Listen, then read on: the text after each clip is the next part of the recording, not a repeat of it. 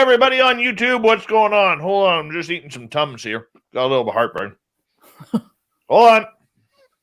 Almost there.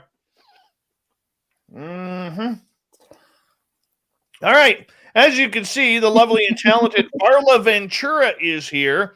We're supposed to be joined by Merle, but apparently at Merle's work, a bunch of people took this week off, and his boss is like, even though you have full seniority here, you're number one on the list, you get to work nights. So we got no Merle. We're literally Merle-less. But we're going to pay tribute to Merle tonight. So every now and again, we're going to have to just say, Merle. All right. Got it. As you can see, Varla is here. Let's give the rundown in the chat room. Now, Varla, if you look up in your right-hand corner, you're going to see a little box that says comments. Oh, cool. So if you click on that. Be nice, people. Okay. If you look on that, you can actually see the chat room. Oh, look at that. I might be able to multitask. It's asking a lot. It's asking a lot, but I know. Yeah. Look, this is I believe the names. This is just so great. This is your first time on our actually being seen on camera with us. Yeah. Hi. I hope I'm exactly what you expected. Stunning. Absolutely. Look at her teeth, everyone. Hold on. Let's zoom in here. Look at Varla's teeth. Look how perfect. I did brush them before the interview. That's something Dave and I have in common. We always brush our teeth before a show. Yeah. Very true. All right. Even though no one can smell our breath right now. That's all right. Varla, by the way, will be coming to the Vegas party when it happens, just so you know. So if you want to party with Varla in her spaced out Radio with Dave Scott tank top that she has on right now, look at that. Yeah. If you want to party with Varla in Vegas, we're going to let you know the dates very soon as the Canadian border opens up. SJ's in the gold medal position. We have Andrew in silver. Race fan taking home a lowly bronze tonight. He's been out of the medal position for a few days now. Jack Clark, good to have you here. And who else do we got? We got the lovely and talented Steph Dickey. There she is, everyone. And scrolling on down, there was a big conversation between them that I got to get past here. Yeah. Hold on. Still going. Paul Holland in Australia is here. How you doing, Paul? Nice new guitar you got there, bud. Let me see here. I believe we have the lovely and talented Alaska's greatest athlete, Emily Bigelow, everyone. Let's give her a round of applause for tonight. This gorgeous Cosmic Fleur is here. And let's scroll on down. It's going to jump here. Ed Clater's here, everyone. Ed Clater. We love him here. Smoking Joe, Mendel Pancakes. Chris Mo, good to see you guys. Thank you for coming on in. The gorgeous Betty Spaghetti has arrived. Great there name. She is. Yes. Love it. My awesome cat chaser is back. And little Deborah and Jeffrey DeRuin is here. Abe, welcome back, my friend. Richard Elmore, good to see you. Lance, how you doing, man? Good to see you. Michael Lastuca, what's happening, buddy? Nice to see you. 416 Bitcoin's here. He will be signing autographs after the show. Line up to the left of the studio. Gorgeous Jules is here, and she'll be signing autographs afterwards as well. Line up to the right. So you got 416 Bitcoin on the left, Jules on the right, and none of them prefer to sign with gold Sharpies. Silver only Sharpies, if you don't mind. We'd appreciate that. The stunning Helena J has returned. Typical watch. Good to see you. And scrolling on down, the lovely Tammy Finnegan has arrived. Science Bob is here, kicking off the super chat tonight. Science Bob, thank you so much, buddy. We appreciate that.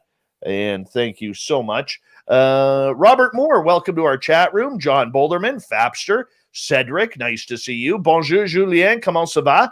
And we have the lovely and talented Lynn Wallington, host of Spaced Out Saturdays. She has arrived. We're now calling her Linny Croft. Linny Croft, yes. Adam Lane, good to see you. Thank you for coming on in. Appreciate it. Major Lee, good to have you here. Focus, good to see you. It's been a while. Gorgeous Renee. And there's Uncle Dale in his power stash. Remember, when you are in Austin, Texas, and if you can find Uncle Dale in his power stash, rub it for 12 days. Good luck. Oh, hey, Clam. Big Rob, Nucker, nice to have you here. And one. And the lovely Jessica Lee is here, everyone. Excuse me. Oh my goodness, I can't catch up on all these super chats at all of a sudden. Chad Smith, thank you so much for that super chat. It's a great way to support what we do on this show. So thank you so much. I'm going to run out of time for names here, everyone, because we're going to get going here in just a couple of seconds. But hit that subscribe button. Gorgeous Minister Elaine is here, everyone. Lovely Marie, thank you for coming on in. Hi, James Evans. Let's rock and roll with Varla. How about right now? Let's do it.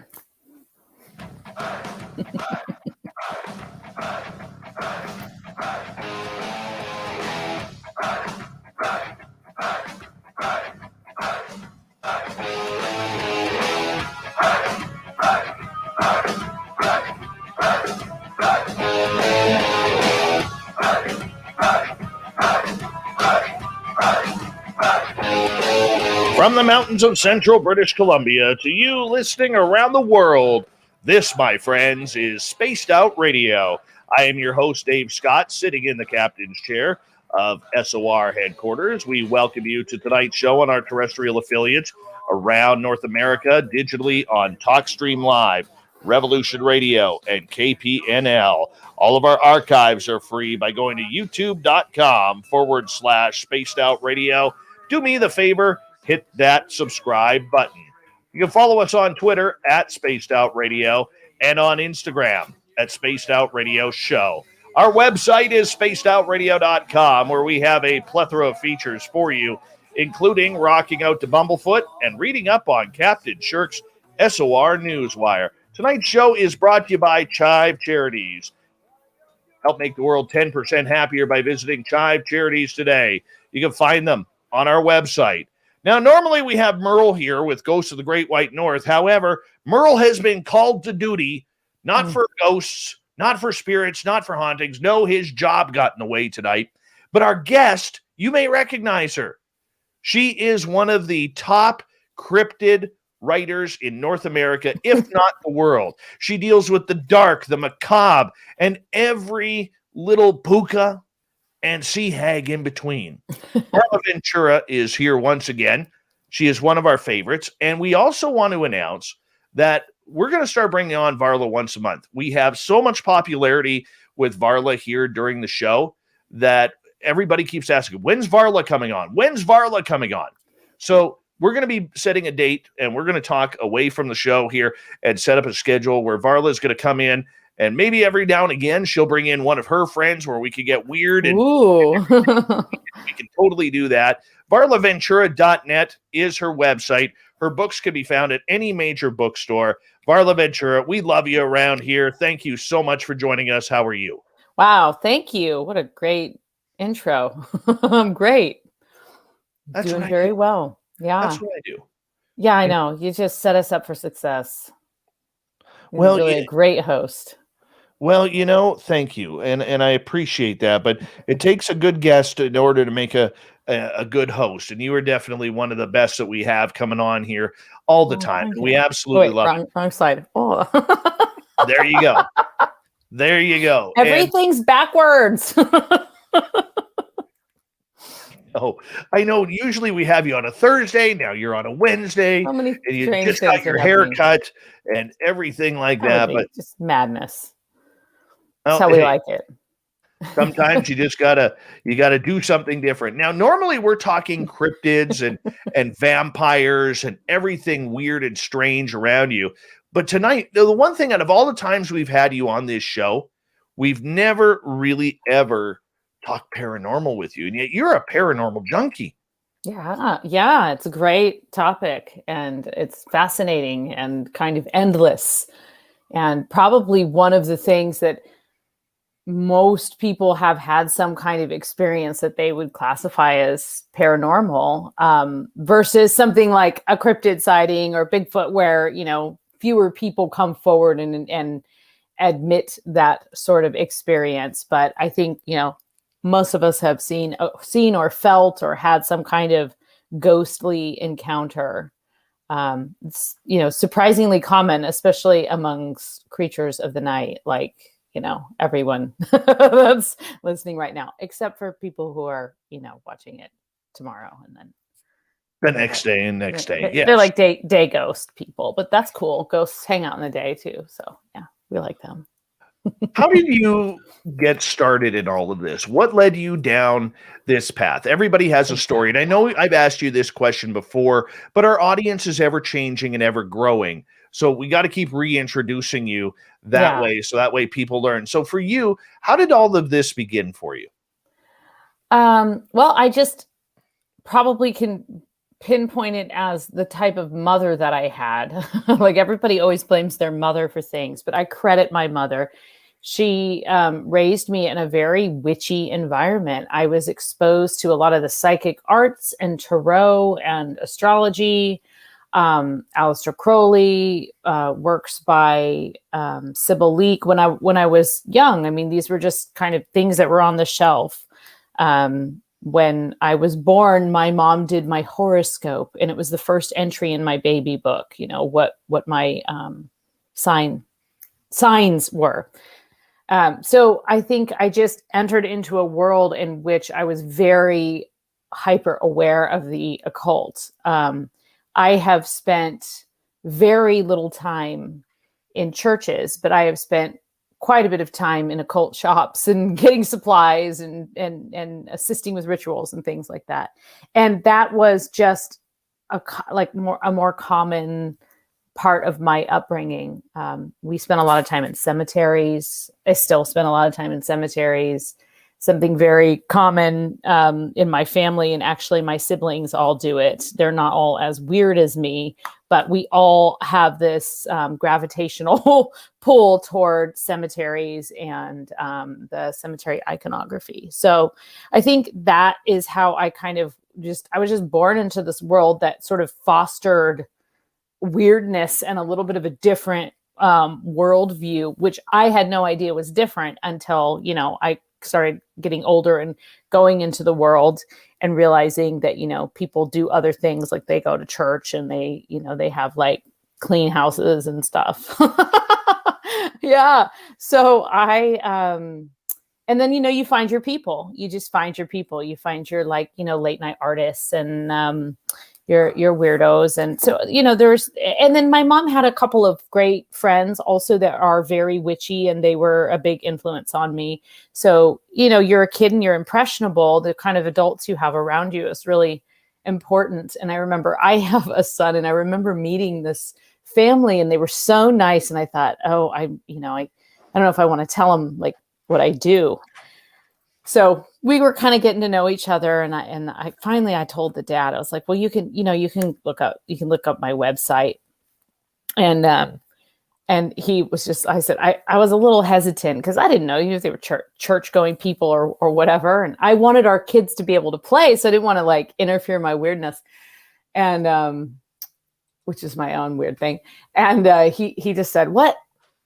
Now I want you to be around my kid more. And I thought, okay, all right, you're my people. All right. we can influence them together. So yeah.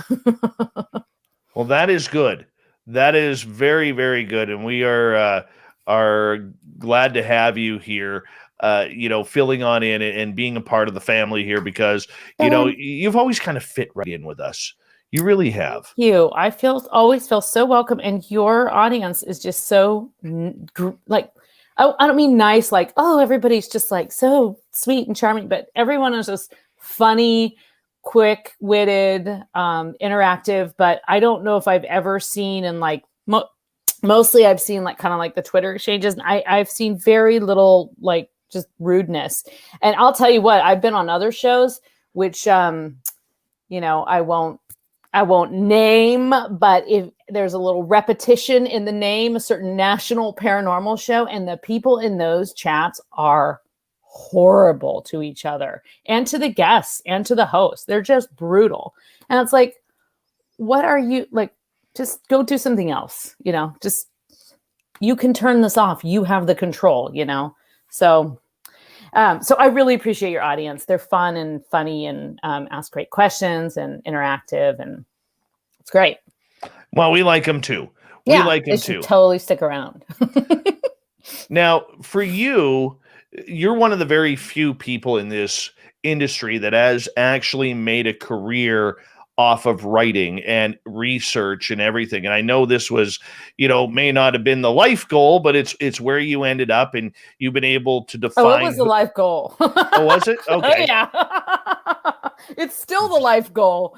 Yeah, still on my way. Yeah. So for you, what's it like being able to live that life dream? Because so many people in this field, and you've dealt with the good, the bad, and the ugly. So many people in this field really look down on people for making a life or a career or having a paid job in the paranormal. Yeah, well, I mean, I write. I also edit and work on other people's books, as you know. So I feel like I haven't always, for a long time it was part-time. For a long time it was like doing it at night and juggling other things during the day to make ends meet. And I'm kind of finally getting to that point. I need to get another book deal, but I'm kind of finally getting to that point where writing is my sole source of income. And it takes a long time. But you know what? I don't think I'm big enough for anyone to feel too bitter. I haven't made too many enemies. The enemies I've made have been from, strange things coming out of my mouth and taken out of context. But I'm not threatening anyone yet. So, when I get there, then, when I get another, I mean, I've had I think you and I talked about this. I think I've had 2 death threats only, which is like, pretty. So I feel like, yeah, I haven't even really hit the big time yet, which is horrible, but true. Well, you know what? You're doing your best. And one day you'll be the Stephen King of the weird stuff. That's the goal. I can see it happen. Glad to see it happen. You can come to my house with my giant gargoyle gates anytime. Yes. Just, yes. I want me directly. Text me. I want the special keys that all the party people get. Big, like the gold skeleton key. Yes. That opens any lock in the whole house. That's what I want. That's what I want. All right. So for you, do you remember your first paranormal experience? Yeah, definitely. So the first sort of more paranormal or esoteric experience I had, I remember that I was about 3. The first actual kind of like ghostly thing, I was a little bit older. And then, and then it just, continued on from there. The first thing that ever happened was that I was having a nightmare, and my mom came in the room, and the nightmare was like, I was 3, so it was silly, something kind of not that scary. I was running through a field and I fell into a ditch, into a big pothole basically. And I was little and I couldn't get out, and it really freaked me out. And so I had this nightmare, and my mom came into my room and she said, what's wrong? And I told her the story. And, most parents would say at that point, it was just a dream, that's not ever going to happen, or just kind of like dismiss it, go back to sleep, everything's fine, right? Because your instinct is to kind of like comfort. Not my mother. My mother said, okay, so let's see. What you should do is go back to sleep and have the dream again. And when you fall into that ditch, like go through the whole thing, run in the field, fall into the hole. And then when you fall into the hole, I want you to imagine, at the time we had a Great Dane. And she said, I want you to imagine that his name was Kind Sir. Imagine that Kind Sir comes along and drops a rope down to you and pulls you out. And so power of suggestion, I fell back asleep. I had that dream. I ran through the field. I fell into the ditch. I imagined the dog coming. The dog rescued me, and I never had the nightmare again. And that is actually lucid dreaming. And so I have been able to lucid dream pretty much all my life. I'm a little lazy about developing any kind of skills with it, but lucid dreaming, if you're not familiar, it just means that you have conscious control in your dreams versus kind of, that's not to say I lucid dream every night, but frequently when I have a very vivid dream, I have a lucid dream in which I actually am making decisions in the dream knowing that I'm dreaming. And it's not really, I mean, I think a lot of people can do that, but other people work really hard at trying to learn that skill.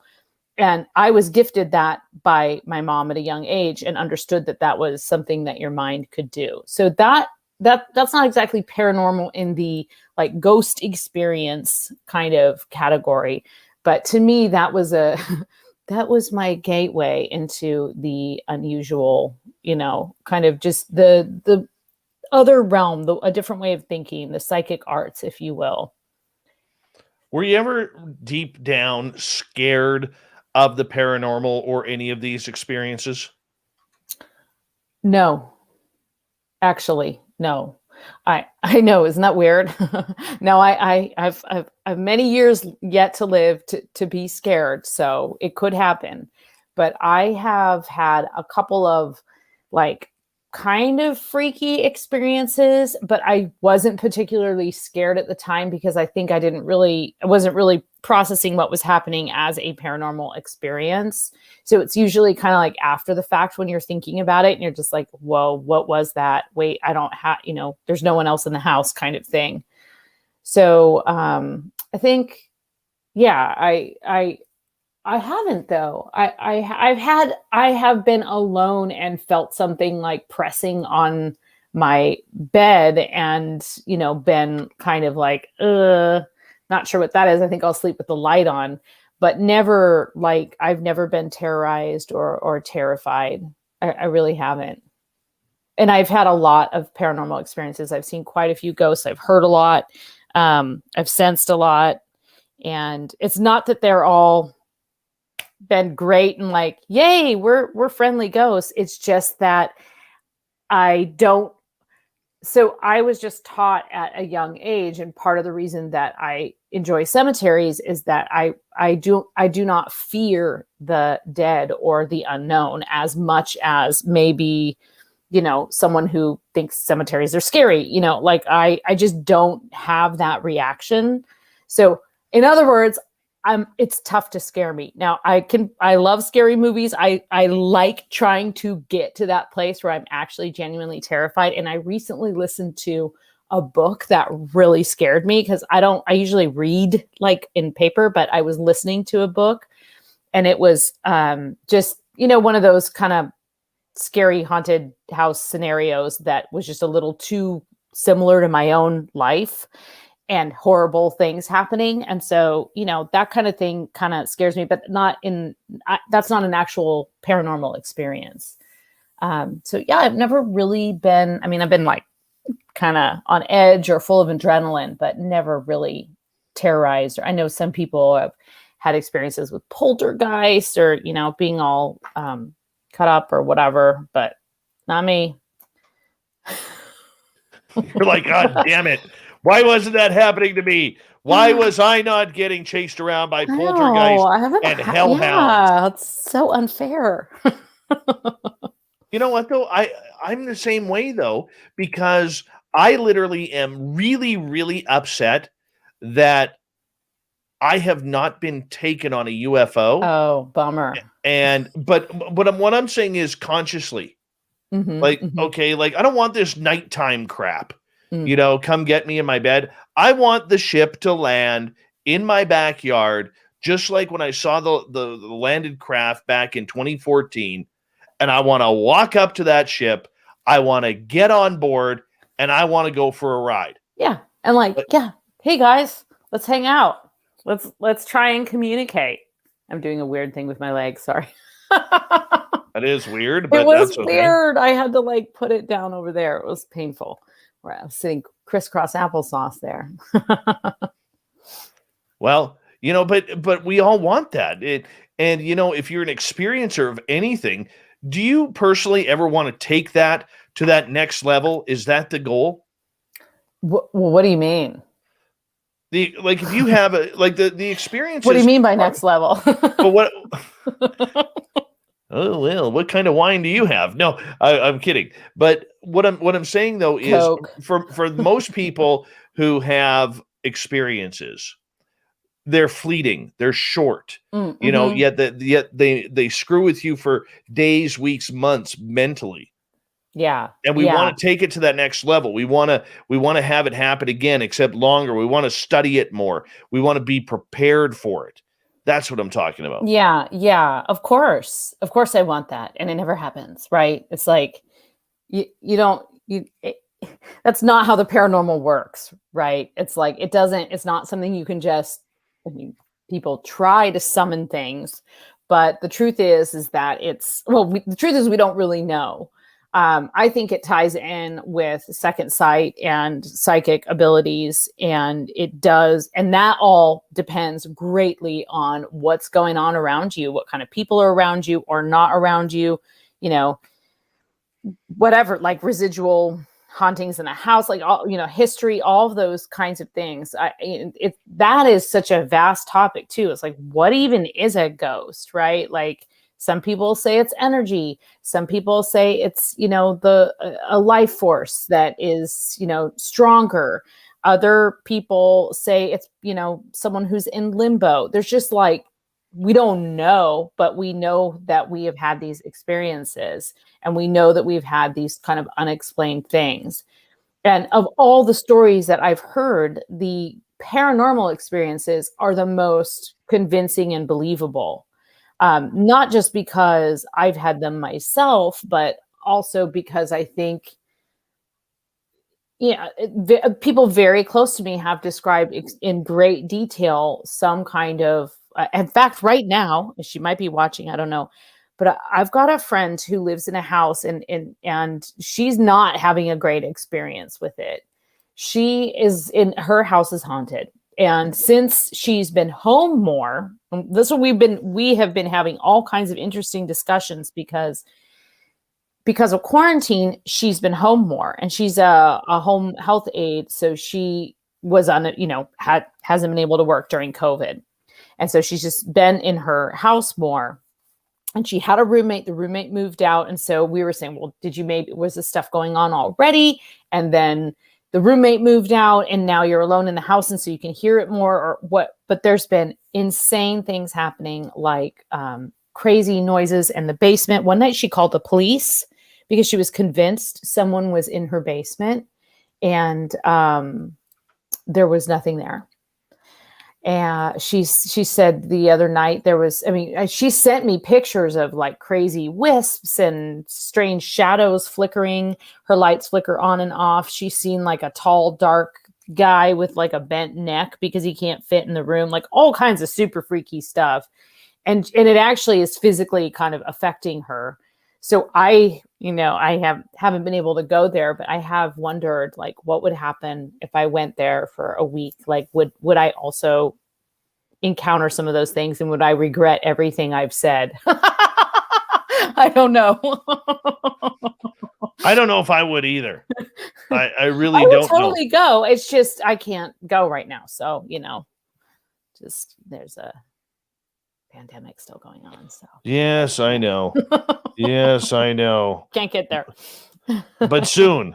Very soon. Yes. I'm feeling it. We're all getting vaccinated and stuff. So maybe. Yeah. I'm not. But she and I will be. So then we can hang out. Well, let's see where it goes. Hey, we're going to go to break here. We're going to go to break here at the bottom of the hour. The lovely and talented Varla Ventura is here. She even combed her hair for our YouTube crowd tonight. And we really do appreciate her coming on. Ghosts of the Great White North. We're minus Merle tonight. Merle got the call. Merle, where are you, Merle? He's like, I'm working. Yes, Merle got called into work tonight. So he couldn't be with us. But we continue the proud tradition of Ghosts of the Great White North here on Spaced Out Radio.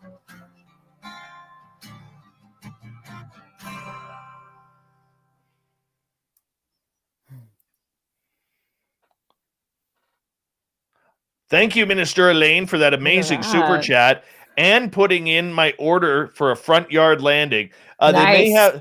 They may have troubles landing in the front yard because I literally have like 8 trees that are like 75 feet tall in my front yard.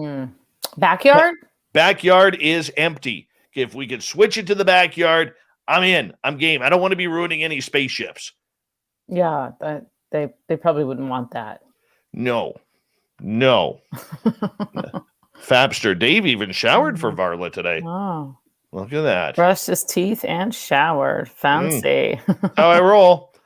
That's how I roll. Disciple Will, how you doing, man? Good to have you here. Let's see here. Who else we got here? Backyard it is. Thank you, Minister Elaine. I love you. Love you. It's great. It is. It totally is. What else here? Am I missing it? Hey, Ross Lambda, welcome.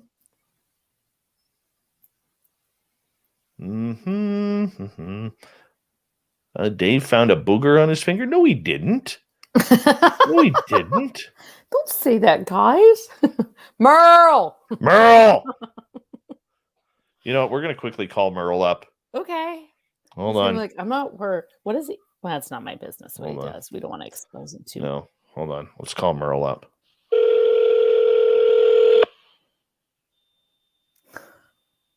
See if he answers. Like, I thought you were coming on tonight.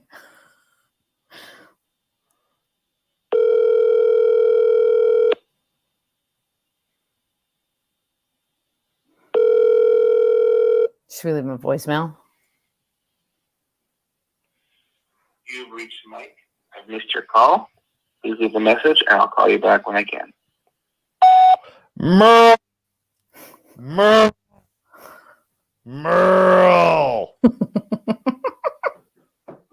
There we go. He's going to be what? He's going to message me on Facebook now. What? What? Yes. He loves the text message thing. What? Yes. It's a quick and effective way to communicate. I hate it. I hate text messaging. Texting? Oh, huge. Hate it. Yes. Nope. You know what? If you what do you like to do? Talk on the telephone machine? if you have to send more than 4 to 5 text messages, pick up the damn phone and call. Oh, but sometimes you can't talk. Well, that's when you say, I can't talk right now. But that's just my opinion. Okay. I hate text messaging. Next time you want to text me, I'm not going to text you back. Wow. I like texting because I can have conversations out loud. Or I can have conversations with people that I can't have necessarily out loud, especially when I'm home with my son, but I can like have conversations and talk about things with people and stay connected without having an out loud conversation. Not just because I'm talking about adult things, but because you know how kids are. The second you get on the phone or do anything, they're just like, hey, in fact, you and I experienced that earlier. But like, you know, hey, what are you doing? What are you doing? Can you pay attention to me? And, you know, so it's like you can kind of sneak. You can be like, yeah, I'm doing the dishes and put your like phone by the sink. Text. I know.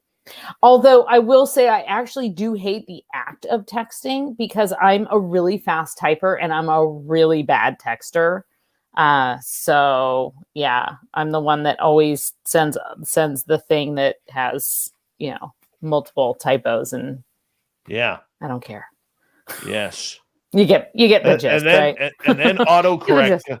And then autocorrect comes is into your play. enemy. Oh, I hate that damn autocorrect. Oh, my son knows how much I hate autocorrect, and he gave me this gift, and he's only 10, but he gave me this thing. He says, "It's just so you, Mom. It's like words and cussing," and it says, "Frankly, autocorrect, I'm getting tired of your shirt." Get it? Yes. Yeah. Funny, right? Because it's swearing.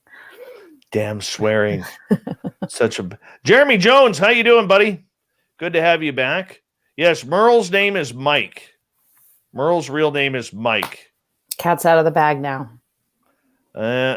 Tell Merle that we had to cancel the show. Yeah, I know. That's what I said. Call and be like, Merle, I thought you were coming on. Like I was going waiting. That would be hilarious. Totally going to. Hey, Snakes on a UFO Snakester. Good to have you back, buddy. Thank you for coming on in. Duke's missing Merle here. All right, here we go. Hey, Nicholas, how you doing? There's like so much. The chat is so fast over here.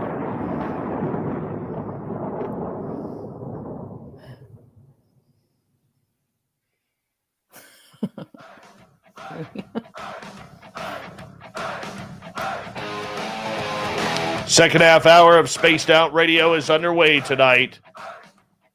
My name is Dave Scott.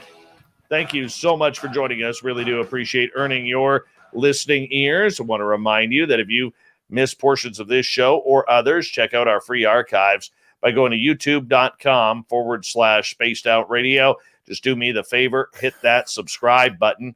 Our website is spacedoutradio.com, where we have a plethora of features for you, including rocking out to Bumblefoot and reading up on Captain Shirk's SOR Newswire.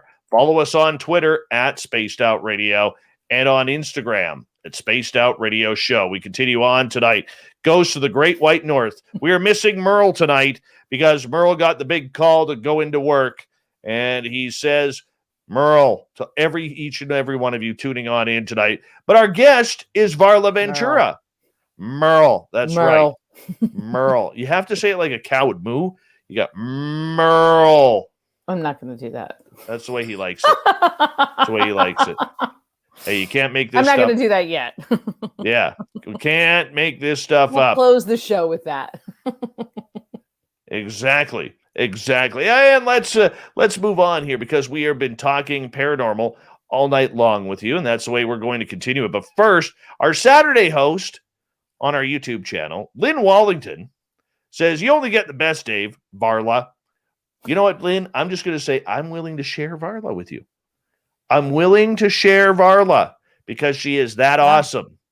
And I'm sure she would make time for it. Totally. That's the way Varla works. Mm-hmm. Those teeth, that's the way she works. All right, Varla, ghost talk. We've been talking ghosts. And you know, a lot of people, they watch television shows, they see what's going on, and it's demons. There aren't that many demons out there, are there? No, I don't even really believe in demons, to be honest with you. I don't believe in hell. So because I don't believe in hell, I don't believe in the devil. I also don't believe in God, but I think that kind of goes without saying, right? So no, there are definitely demonic energies and things that are considered demons. I think what bothers me, and I think why it kind of gets demons get a bad rap, man.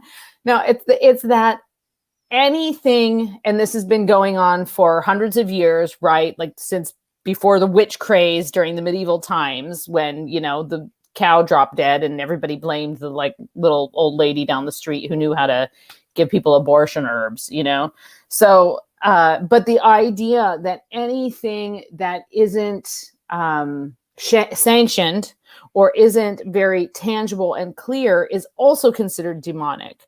So it could be healing arts, it could be communication with the dead, it could be other forms of ritual or communication, and those are all lumped in with demonic things. And I think it comes from a place of a lot of misunderstanding. So I'm not saying there's no such thing as demons, but I do think that there are a lot of things that are considered demon or it's a scapegoat demonic energy when and that is not to deny anybody's experience, because I know, and I have been in homes where people have really had these extreme hauntings and think that there is something demonic in there, and it's pretty intense. So I'm not denying their existence, but I think that there's a lot of stuff that gets lumped in with demons that is just like regular ghosts. And it just scares people because it's not, it's the unknown. Very true. In defense of demons. Yes. All hail the demons right now. Coming to you on the Sabbath near you.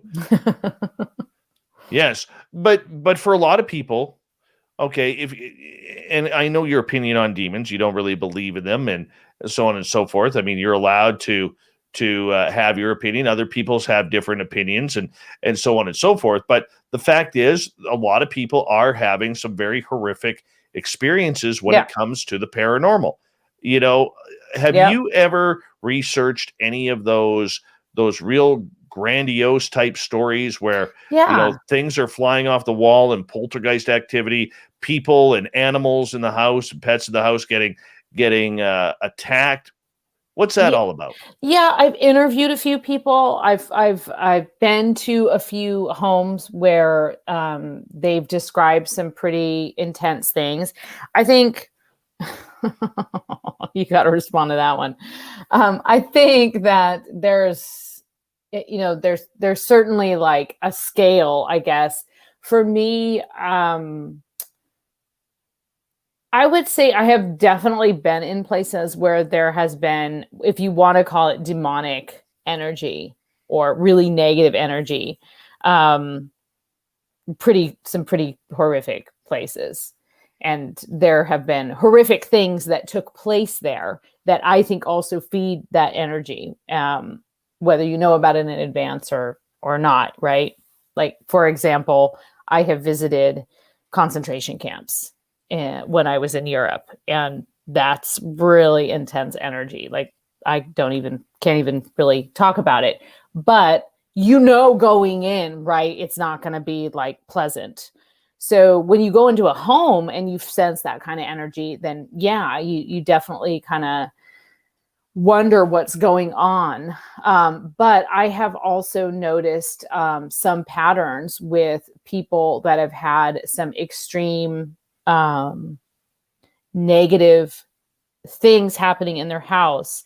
I have noticed that frequently there have been a lot that, like, their houses, their life is in chaos for other reasons. And so I don't know if the paranormal reflects what's around us. I don't know that. I know what I've experienced, and I believe what other people have experienced. But I have not been in a situation where I've seen, a chair fly across the room. It's never happened to me. And I've never seen it, I've never seen it authentically on film. I've been sent a lot of footage. I'm not saying I don't believe that it happens, but I have never witnessed it. So it's hard to really judge, what that person's going through. Because I just have a very different relationship with the paranormal. I don't feel like, I don't think of it in that way. And I think, as I said, I think a lot of it is misunderstood. Again, not dismissing that people are having those experiences, but I do think that entities can prey on emotions. And if you are in a really vulnerable state or an abusive state, it is more likely that something negative could enter that domain. I also take precautions, of course. I take a lot of precautions. And so I don't just, sit down at a Ouija board, like crack a bottle of whiskey and, just go for it. I obviously am very conscientious when I do anything that is kind of tapping into that other world deliberately. And that is a mistake I think people make. I think they will try and, I think a lot of people stuff just happens to them. But I do think that there are people who will try and invoke or enter into trying to connect with the other realm through seance ritual, and they haven't taken the proper precautions either beforehand or after, including, making sure you're in a safe space, making sure the people around you are safe and like-minded enough that they're not going to do weird things to you. Just cleansing of the space, all that kind of basic ritual stuff. It needs to happen, even if you're just trying to do like automatic writing or channeling or anything like that. So, for sure, yeah. for sure. Kira's comment: no Ouija uncontrolled. Yeah. The Ouija board is a very polarizing topic in the paranormal community. You definitely have a lot of people who have very, very strong opinions about the Ouija board and whether it should be used. I've met people from all over the spectrum, people who use it for guidance, and use it as like a trance medium would use it. People who use it for fun, for kicks, people who use it only in specific settings. And, you buy the thing at Target. So how bad could it be, right? Like some people have that mentality. Personally, I have had some pretty weird experiences with the Ouija. I'm not turned off of it permanently, but I have vowed to not do it alone anymore. And that was I vowed that when I was a teenager, because I had been doing a Ouija board in the basement of this Victorian, because, that's what you do when you're like a goth teen. You go down into basements with weird people and you bring a Ouija board. And everyone left, and I kept doing it, and I did it alone. And that was pretty freaky. Like I had kind of, some kind of weird message. And then I don't know if I just got freaked out and kind of upset the planchette or what happened, but the little planchette flew across the room. And I just sat there and was like, I am not sure if I did that or if that was just like a message, but I'm going to leave this basement now.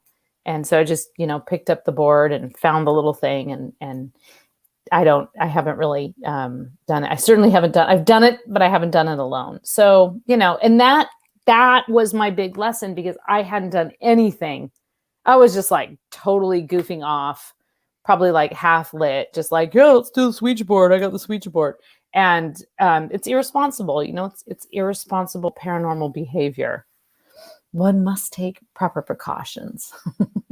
Big happy birthday to our listener, DB Cooper, tonight. Oh, DB Cooper. We found him. Amazing. We did. He's rich too. All right.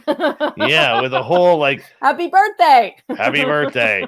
Did I ever tell you my your DB Cooper story? No, my Ouija board story that absolutely pissed me off, and I was so angry at it I almost threw it in a fire. No, I don't think you have. Oh, this is funny. Yes. This is funny.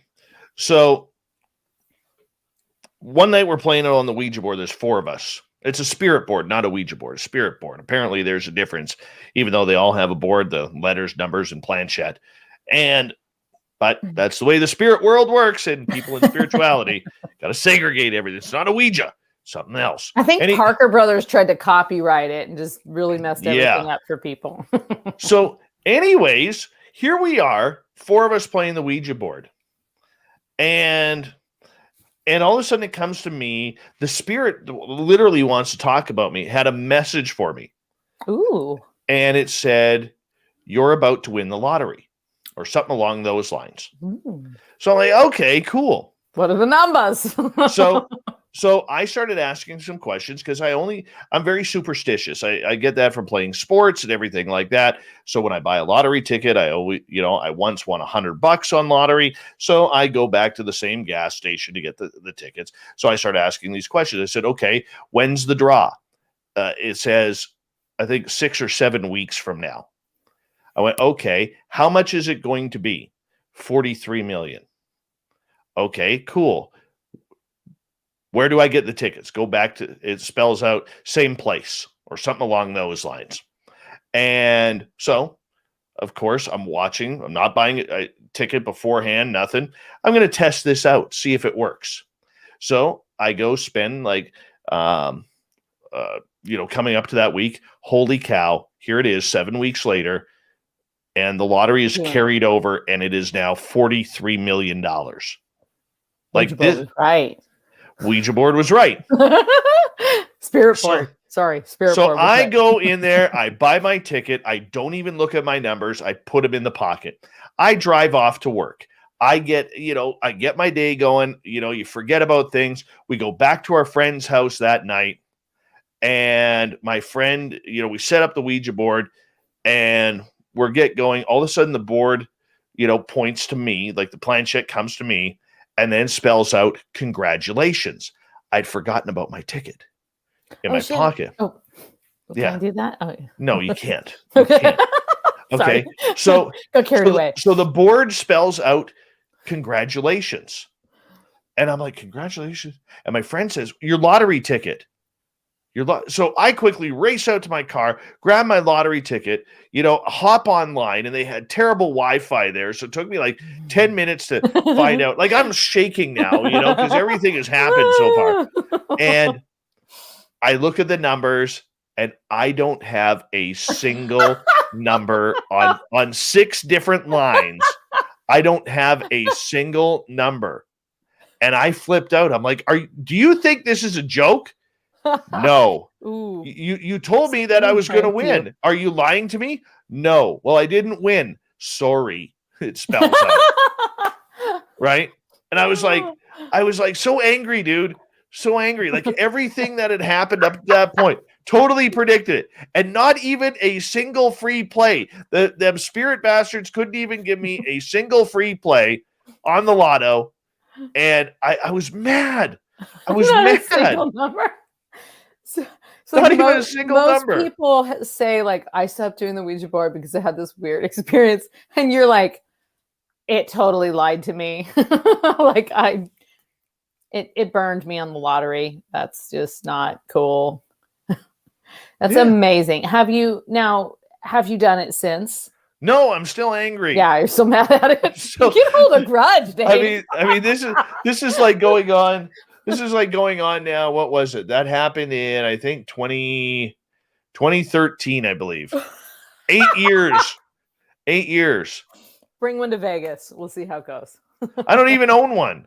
I mean, it's not that I wouldn't go on. You can get it at Target when you get there. No, I understand that. But like Fap says in the chat room, Dave totally got trolled by a Ouija board. Absolutely, I did. Absolutely, I did. It sounds like a prankster to me, for sure. Oh, and I was mad. I was so mad, dude. Honestly, I don't think I've been that long. They're mad. Laughing on the other side. Just yeah. Look how many tickets he bought. Well, I only spent $10. They told me only to spend $10. I asked everything. I was specific, right? So at least they didn't break my bank, because if they said that would have really like $1,000 or $100, I'm like, no, not doing that, not doing that whatsoever. Yeah, Ouija board hates me. Ouija board hates me. Spirit board, whatever. Merle.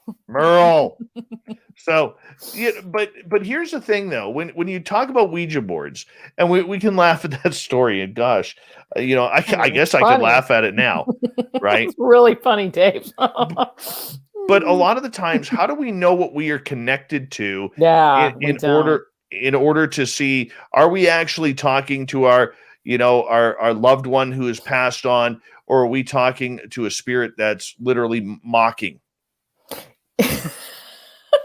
Mocking, yeah. We don't. And one of my earliest experiences with the Ouija board was using it with my sister, and I was about 7 years old, and we were doing the board. We had gotten it for Christmas and totally thought it was Monopoly, and we're all stoked. And then we're like, what's this? My mom got it for us. And so she probably kind of like wanted it for herself, but she's like that kind of mom that won't ever buy herself anything. So she just gives her 7 and 8 year old a Ouija board. So she gives us this Ouija board, and we are playing with it. And 2 or 3 times we'd kind of played with it. And then one day we were playing with it, and it's really started to move.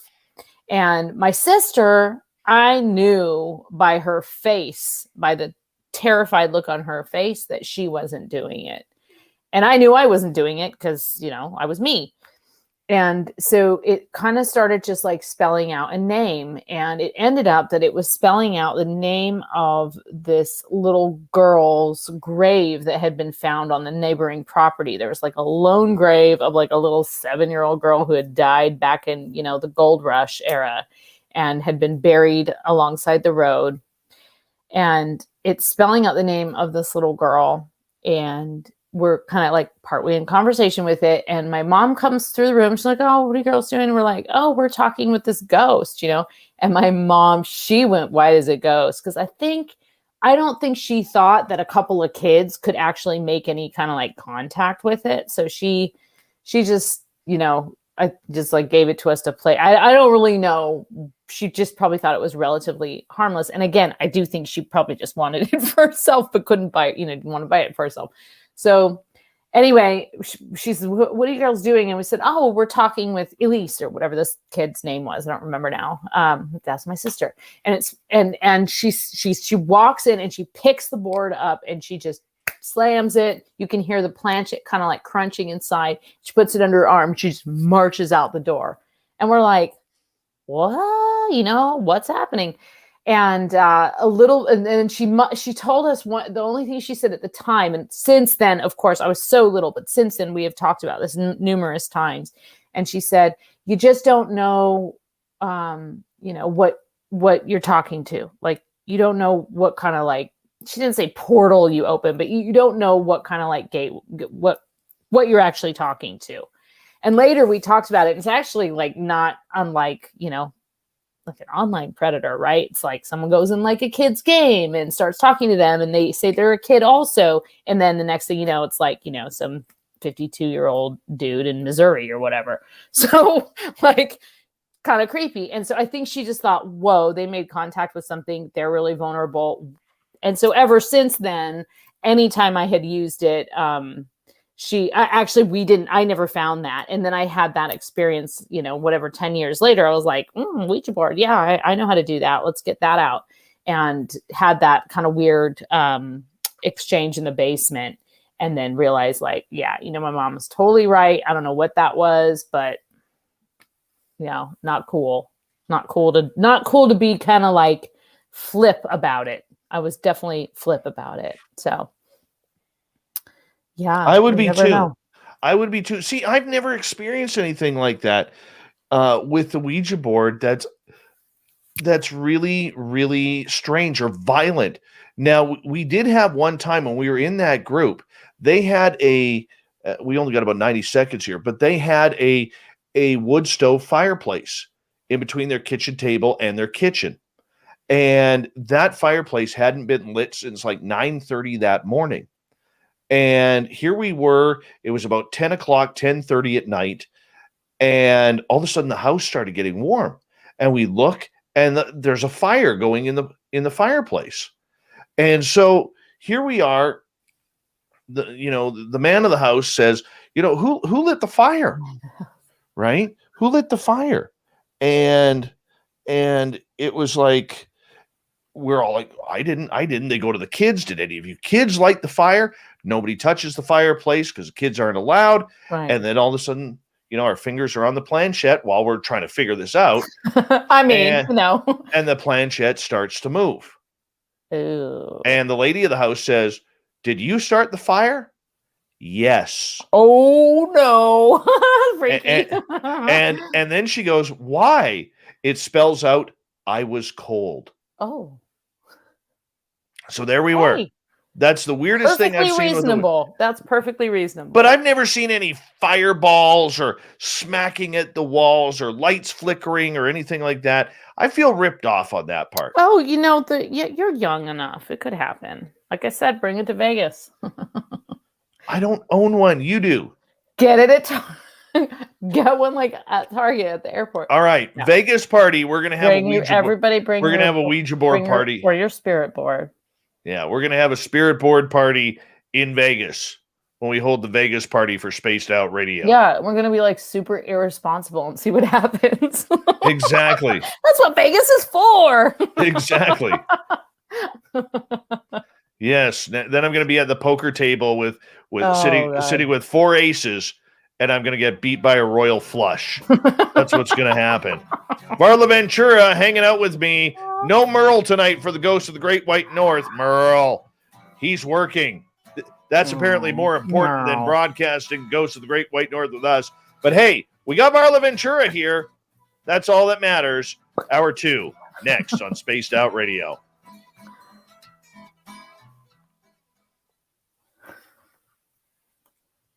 All right, we're clear. I'm going to just step away for a couple minutes, take my dogs out. And do you want to chat with the crowd or do you want to Sure, I can do that. All right, you got the chat room. Okay. So, wait, do I have to log in? It's up in the corner, remember? I'm seeing it, but it says log in. Let me see Oh. what happens. Let me see what happens. Weird. I don't know. Yeah, log in. Well, I'm afraid to log in. What if I lose the whole stream? I don't know. Don't log in then. Go to YouTube.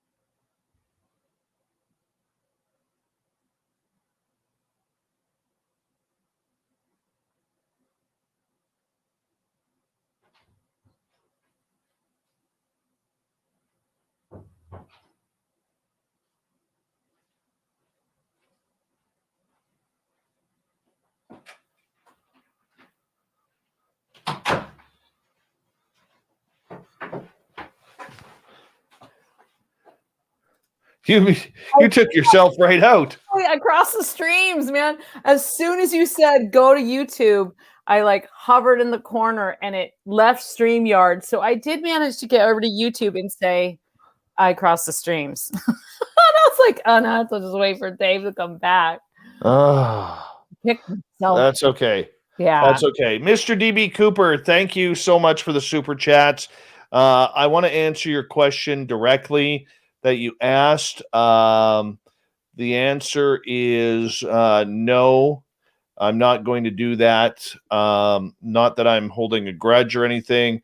I love the person you were talking about, but there was a lot of extremely hurtful things and comments and accusations that really are irreparable.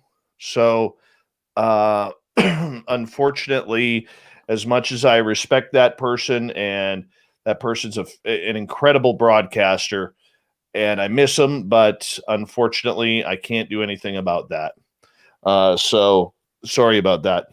Vinster, thank you so much. I can do something about it. No. Vinster, thank you so much for the super chat. Andrew, thank you, buddy. Minister Elaine, Carla, Madison, Donna, Cedric, Chad, and Science Bob, really do appreciate that. And I'm forever grateful. Thank you for your love and support of Spaced Out Radio. Really do appreciate that. Hi, Brian Smith. Good to see you. And who else am I missing? Hi, Joe Eve. Diamond. Joe Diamond's here, everyone. Joe Diamond. Don't cross streams, Varla. Don't cross streams. No. Yes, don't cross streams. Also, it's dangerous. Don't look at the trap. Mm-hmm. Hey, there's Varla Ventura in the chat room there. I know, and now I'm gone because I know. It's weird. I can't go over there, and it's too meta for me. I know. Thurston Howell III, thank you for joining us. Sir. How's Lovey? Please let us know. We're going to get going here in about 15 seconds. Oh, hey, Clam. Hey, Clam. And I think we're all caught up on the people here. So, Ed Parnell, welcome to the show. Here we go.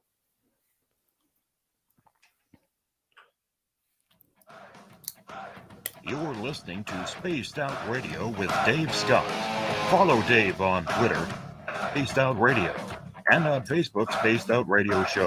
Here we go with hour number 2 of Spaced Out Radio tonight. Good to have you all with us. My name is Dave Scott, and I appreciate you all coming on in. I want to say hello to everyone listening in on our terrestrial affiliates around North America, digitally on TalkStream Live, Revolution Radio, and KPNL. All of our archives are free by going to youtube.com/Spaced Out Radio. Just do old Davey the favor, hit that subscribe button. The Desert Clam has set the password for tonight in the SOR Space Travelers Club. Haleutics. Haleutics is your password. Use it wisely, Space Travelers, as a clam sets a password each and every night right here on Spaced Out Radio. Our website is spacedoutradio.com, where we have a plethora of features for you, including rocking out to Bumblefoot and reading up on Captain Shirk's SOR Newswire.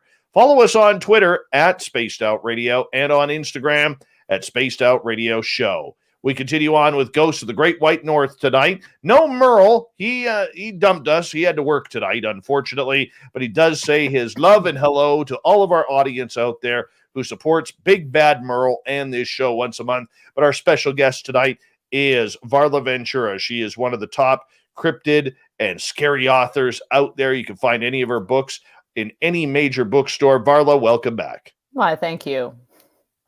I got to ask you, what is your opinion of these ghost teams that go into these haunted locations and they think it's their job to cross the spirits over?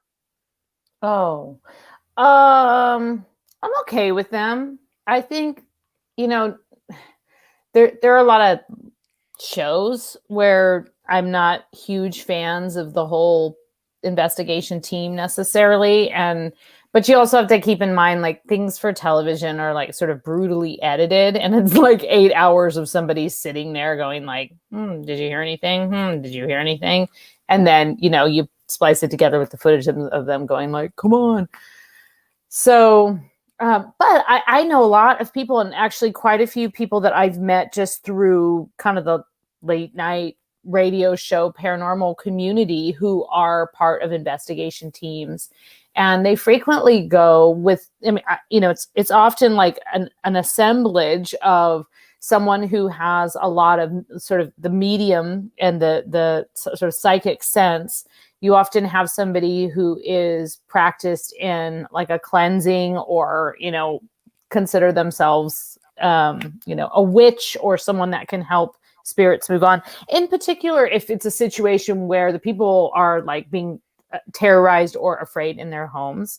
And, so I think like the majority of paranormal investigators out there, not all the ones that are on TV specifically, but like the majority of paranormal investigators out there are kind of like you and me, like they're interested in it. And so they sort of get into it and they meet other people and they form teams. And after a while, if you just keep investigating spots that are haunted, you're going to see and experience more things.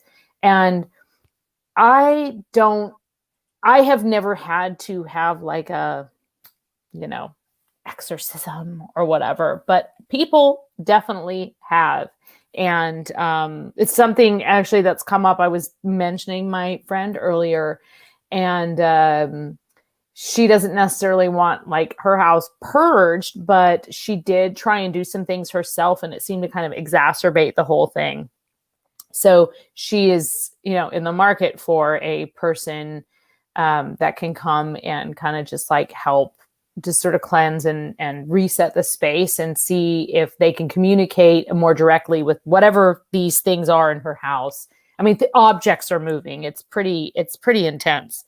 And we've talked about like, could or should that be me? But I think I'm just too personally involved with her to be able to, separate or, really be able to do an effective job. I think you need some neutrality there. So, I don't know. I have a lot of, I mean, I've met a few that are just like kind of annoying, but by and large, like I have a lot of respect for the small town paranormal investigator. I think they're like-minded, and it's interesting because there's this place in California in Ione, California, and it's an old boys reformatory. And it's called Preston Castle. And it's this brick building that is like, it looms over this old kind of like, dusty gold rush town.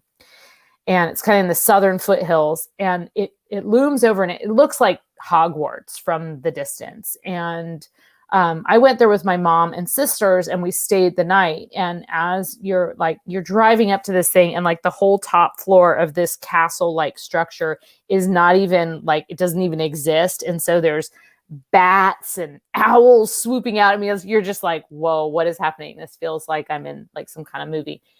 And you can go there and you can stay overnight, and you can get tours. And we had docents. It's like a nonprofit. It's like this crumbling building. And so we had really interesting docents, and the docents had the best. The docents always have the best stories. You always got to just like stop to the volunteer who has been spending more time there, and they tell you, they tell you like all the things that they've seen. And the docents were actually complaining about a certain, I don't remember what show it was, what ghost investigation show it was, but it was one of the bigger ones. And they had come into this historic building, and they had put like, the marks on the floor where you're supposed to stand when you're, from where the camera is. And they didn't clean up after. And the docents were just like, it was so disrespectful.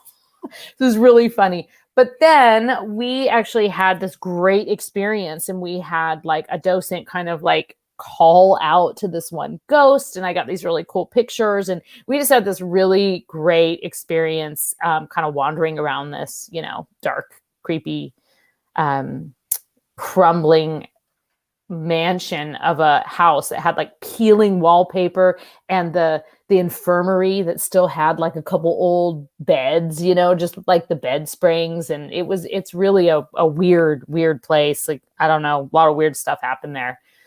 So, I don't even remember what your question was, to be honest. Well, I got lost in Preston Castle. it was about these paranormal teams going in and changing the dynamics of haunted locations, because a lot of them actually do it without permission.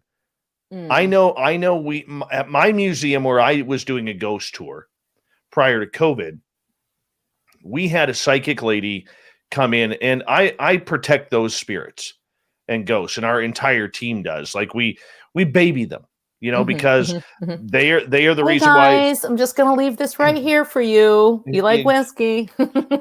Pretty much. Yeah. In a couple of rooms, we leave a shot of whiskey. Oh. And anyways, this one psychic who's known in my town of having a little bit of a darker, everything's from the dark. Okay. Yawn. Well, right? she comes in, and she actually clears one of our more popular spirits. What? Sends another spirit, her other side boyfriend, off the deep end. And What the heck? like to the point where we were getting the old How did she do it? Like, did she just sneak in there, or did she just sort no, of do it privately in the she corner? she was on the tour, okay, and this was our most active spirit, and literally all of a sudden all of our gear went silent. I said, I'm surprised she's not here. I wonder what's going on. And all of a sudden she spoke up. I cleared her. She told me she wanted to go. And the funny part about it is we have had numerous psychic people through there, and we have a couple of intuitives on our team. She has never said that she wanted to go. Oh dear. Oh dear. Right? Bummer. So we actually found out through another psychic lady who is very, very talented that she didn't send the spirit to the other side. She sent her into a purgatory type dark area. Oh, great. And we had to bring her back. But you were able to get her back. Well, that's cool. But it's never been the same. It's never been the same. She doesn't want to communicate with people. She doesn't trust people on the tour anymore. Like this ghost, we would put, like, there's no power in this house. And we would put 2 K2 meters on the floor. And I realize there's paranormal people out there who'll be like, really? You use K2 meters? Yes, they're cheap for a tour. Okay. And we would put 2 K2 meters on the floor, and you would watch her come in and stand right in between those 2 K2 meters, where all of a sudden, both sets of lights are going off. And and then she would used to allow people to come in and feel her energy. Not anymore. Oh, that's a bummer.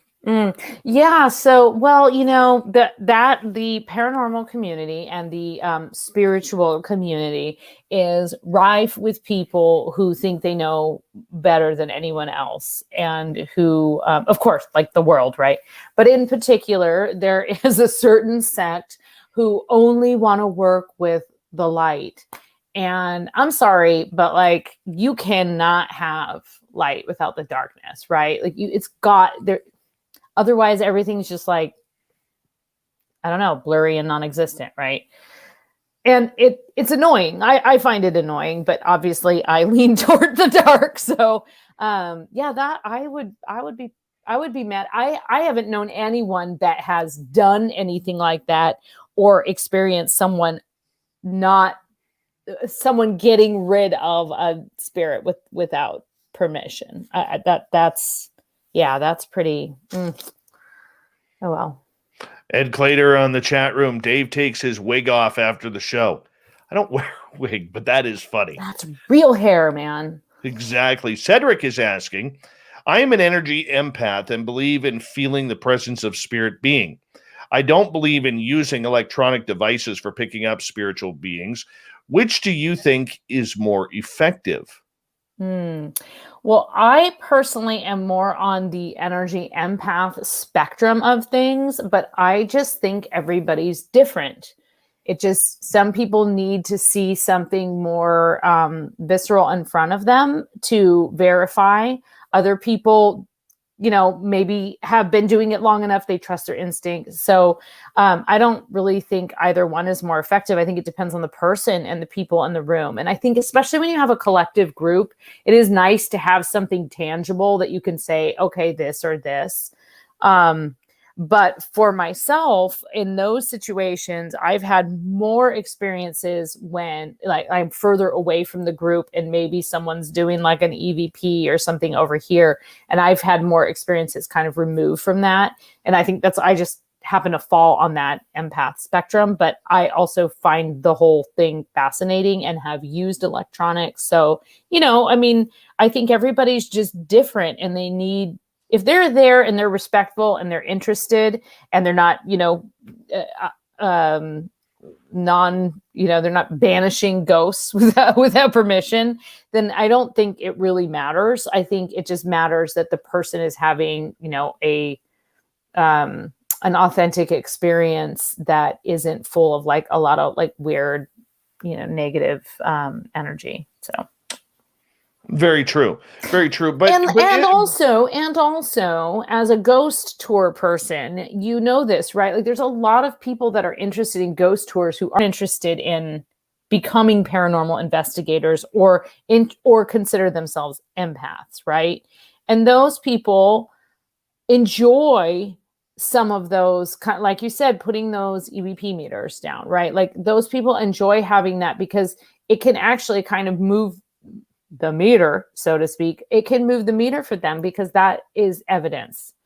Other people don't necessarily need the physical evidence. They have their own, kind of belief system that is evidence for them. So, yeah. Merle! I know. Merle is actually going to be joining us at the bottom of the hour. What? All right. I know. Cool. He's like driving home right now. Oh, you guys. Actually, he just got home from work.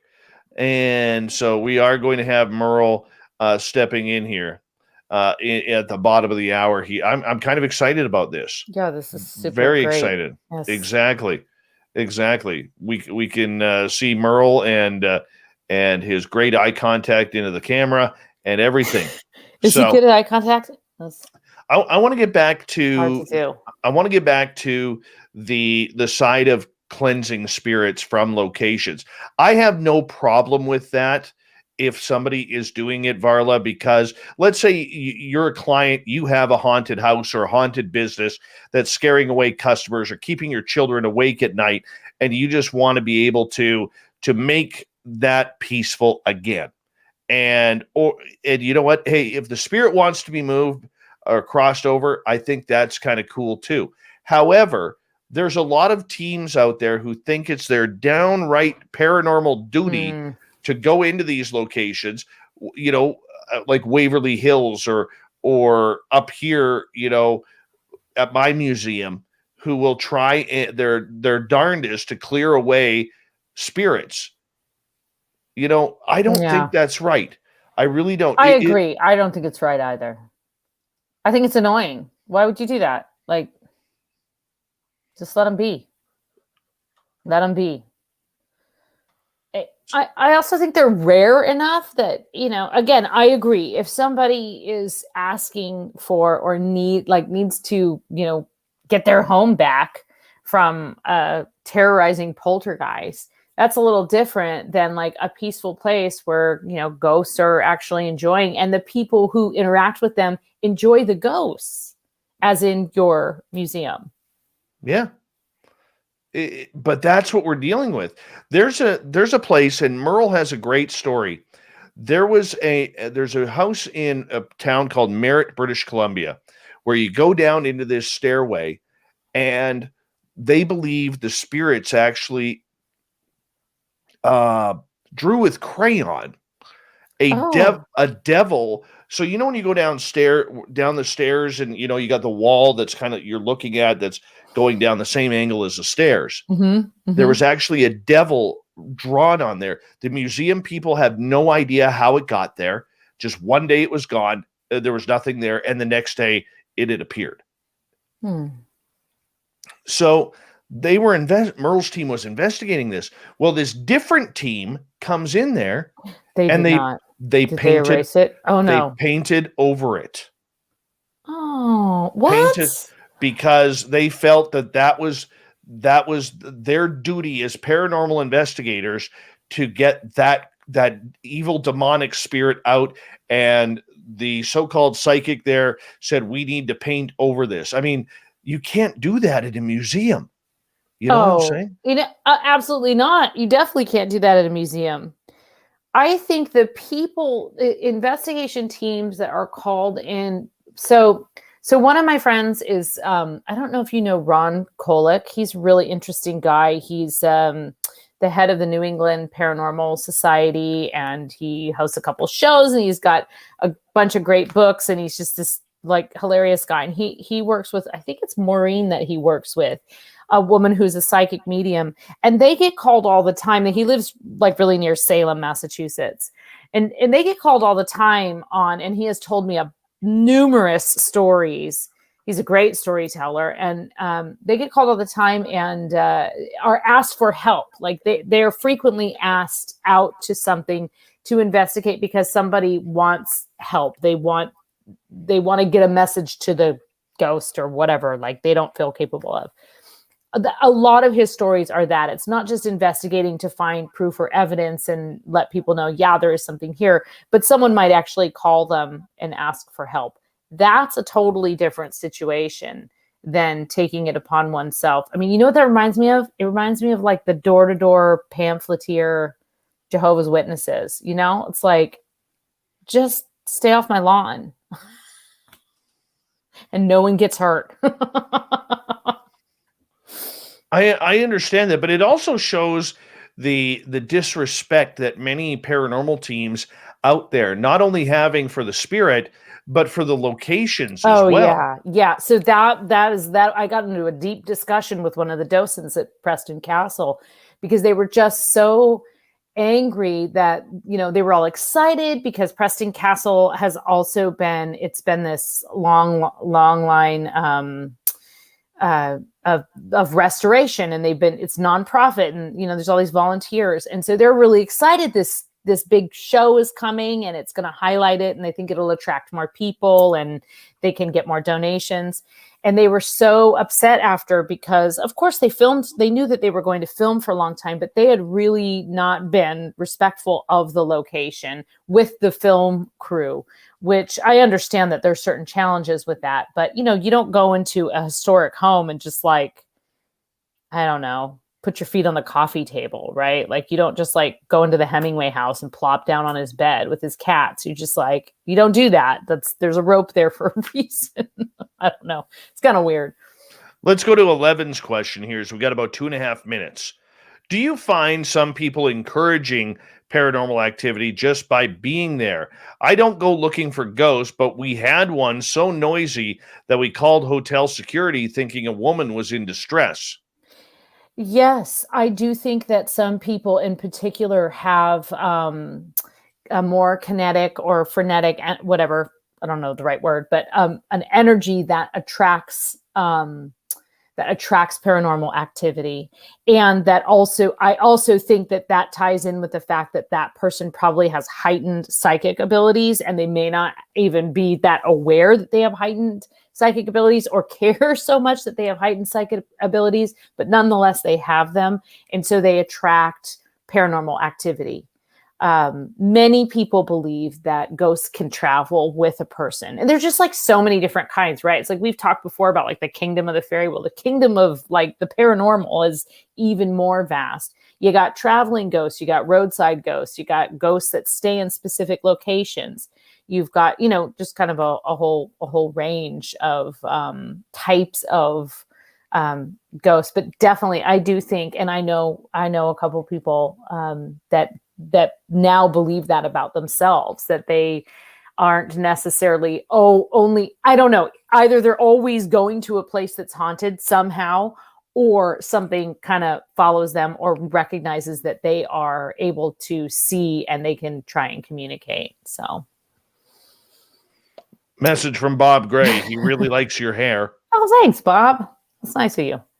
Absolutely. Are you sure it's not for you, though? Because, Dave, you do have fabulous hair. Okay. The term her was used. Oh. So. Yeah, that's me. That would be you. Thank you. That would be you. All right. We got about 45 seconds. What's your advice to these potential paranormal people out there? The paranormal people who are out there wanting to clear spirit. No, I would say, just like don't do it. Like, just if you want to go out and clear spirit, there are plenty of people who are looking for someone to clear spirits. So do it when asked, right? It's just like, if you've been asked to do it, fine. I guess the problem with that is this woman said she had been asked by the spirit, right? So if you've been asked by a human who is having problems in their home or their environment or their workplace or whatever, that's okay if you've been asked. And let's assume that these are people who are doing it in a very respectful, responsible way. All right. Varla Ventura is here for Ghosts of the Great White North. We may have a Merle sighting when we come back as we continue talking paranormal all night long with Varla and all of you. Hope you're enjoying tonight's show. It continues right after this.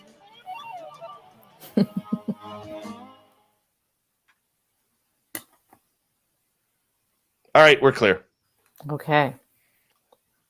I have to get a new video card for my computer because every time during the show at this time, it flashes, it shuts off one screen and everything moves over to another screen, and then it flashes back and then it does it again. Drives me nuts. Every night? Every night at this time. Yeah. Yeah. All right. We're just waiting for Merle here. Merle. So Okay, while we're- so am I staying on then? Yeah, of course Yeah, you're okay, staying okay. That's on. what I thought. Yeah. I didn't know. We can split the screen. I All right. almost said something else, but I'm Your choice. family show. Your choice, Winter Blend or True North. True North. All right. It Varla ain't Ventura. winter. It ain't Yeah. winter right now. Hi, Dirty Filth. All right. Let's remember our sponsor is Mighty Moose Beard Oil. Super Quest, how you doing? Good to see you. And, of course, Gary the Dutchman, who runs MightyMooseBeard.com. He sent me up some beautiful samples here of the moose oil, and I love this stuff. It's in Canadian dollars for all you Americans down there, who want to look into some moose oil, or for the ladies, some hair oil, because it does work in the hair. All right. I highly recommend Mighty Moose Beard. All right. Little Marky Spender, you have no hair unless you comb your back hair upwards. It would not work for you, Marky Spender. All right. So, Gary the Dutchman, though, believe it or not, I mean, you know as well as I do, if you're dealing business with Dutch people, they never give you a deal. Ever. Okay? They are cheap. Like us Ukrainians, the Dutch are cheap. All right? But Gary the Dutchman is actually going to give you a deal if you use promo code SOR2019. Let me show you how it works. You just take the squirt bottle and you squeeze that up a little bit. All right? Then you look Varla in the teeth. And What does it smell like? We all want to know that. Then we grab just put a little bit like that in the hands. Right? That's it. And then you massage it into your hands gently. And then you just massage it into the beard. You massage it in. Oh, look how nice it looks. And it smells like the forest. It smells like the Great White does. North. Hold on, Merle's coming in. Merle. There's Merle. There And he then is. what you do with the rest of it on your hands is you rub it into your hair. You massage. What's on your it into hands? Yeah, it's getting weird. You came just at the right time. It's a weird time to come in You at. massage it in. Hey, I'm doing a promo here. You massage it into your hair, and then you flick your hair back, and look how good it looks. Amazing. Natural. It's great. There's no chemicals in there. It's very good for you. And for the ladies or the men out there who actually want to use it for their head, guess what? It helps prevent split ends. That's a strong massage into your scalp. Exactly. He's A got good strong massage into hands. your scalp. All right. And hold on. Look at that, Merle. People are all excited to see Merle, it. Merle. you were highly anticipated. Yes. Yeah. MightyMooseBeard.com. Tell Gary the Dutchman you want to use promo code SOR2019 and make it happen. Go there today. Merle. Dave, that's a strong shirt as well. You're like ready to go on tour with Eric Church. Yes. Yes. Or Nickelback, Dad Rock. Oh, Aw, wow. I like Nickelback. I know. I kind of did too. That's Varla and I are going to a Nickelback concert. Yeah, we're old, so. I'll stand the door like I do at Starbucks. You like that one, eh? That was good. Wait in the parking lot. Yep.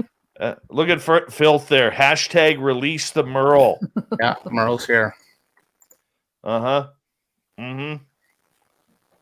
What are we talking about? I heard you talking about other teams. I heard you talking about clearing spirits, rival teams doing things to places. It sounded like Dirty things.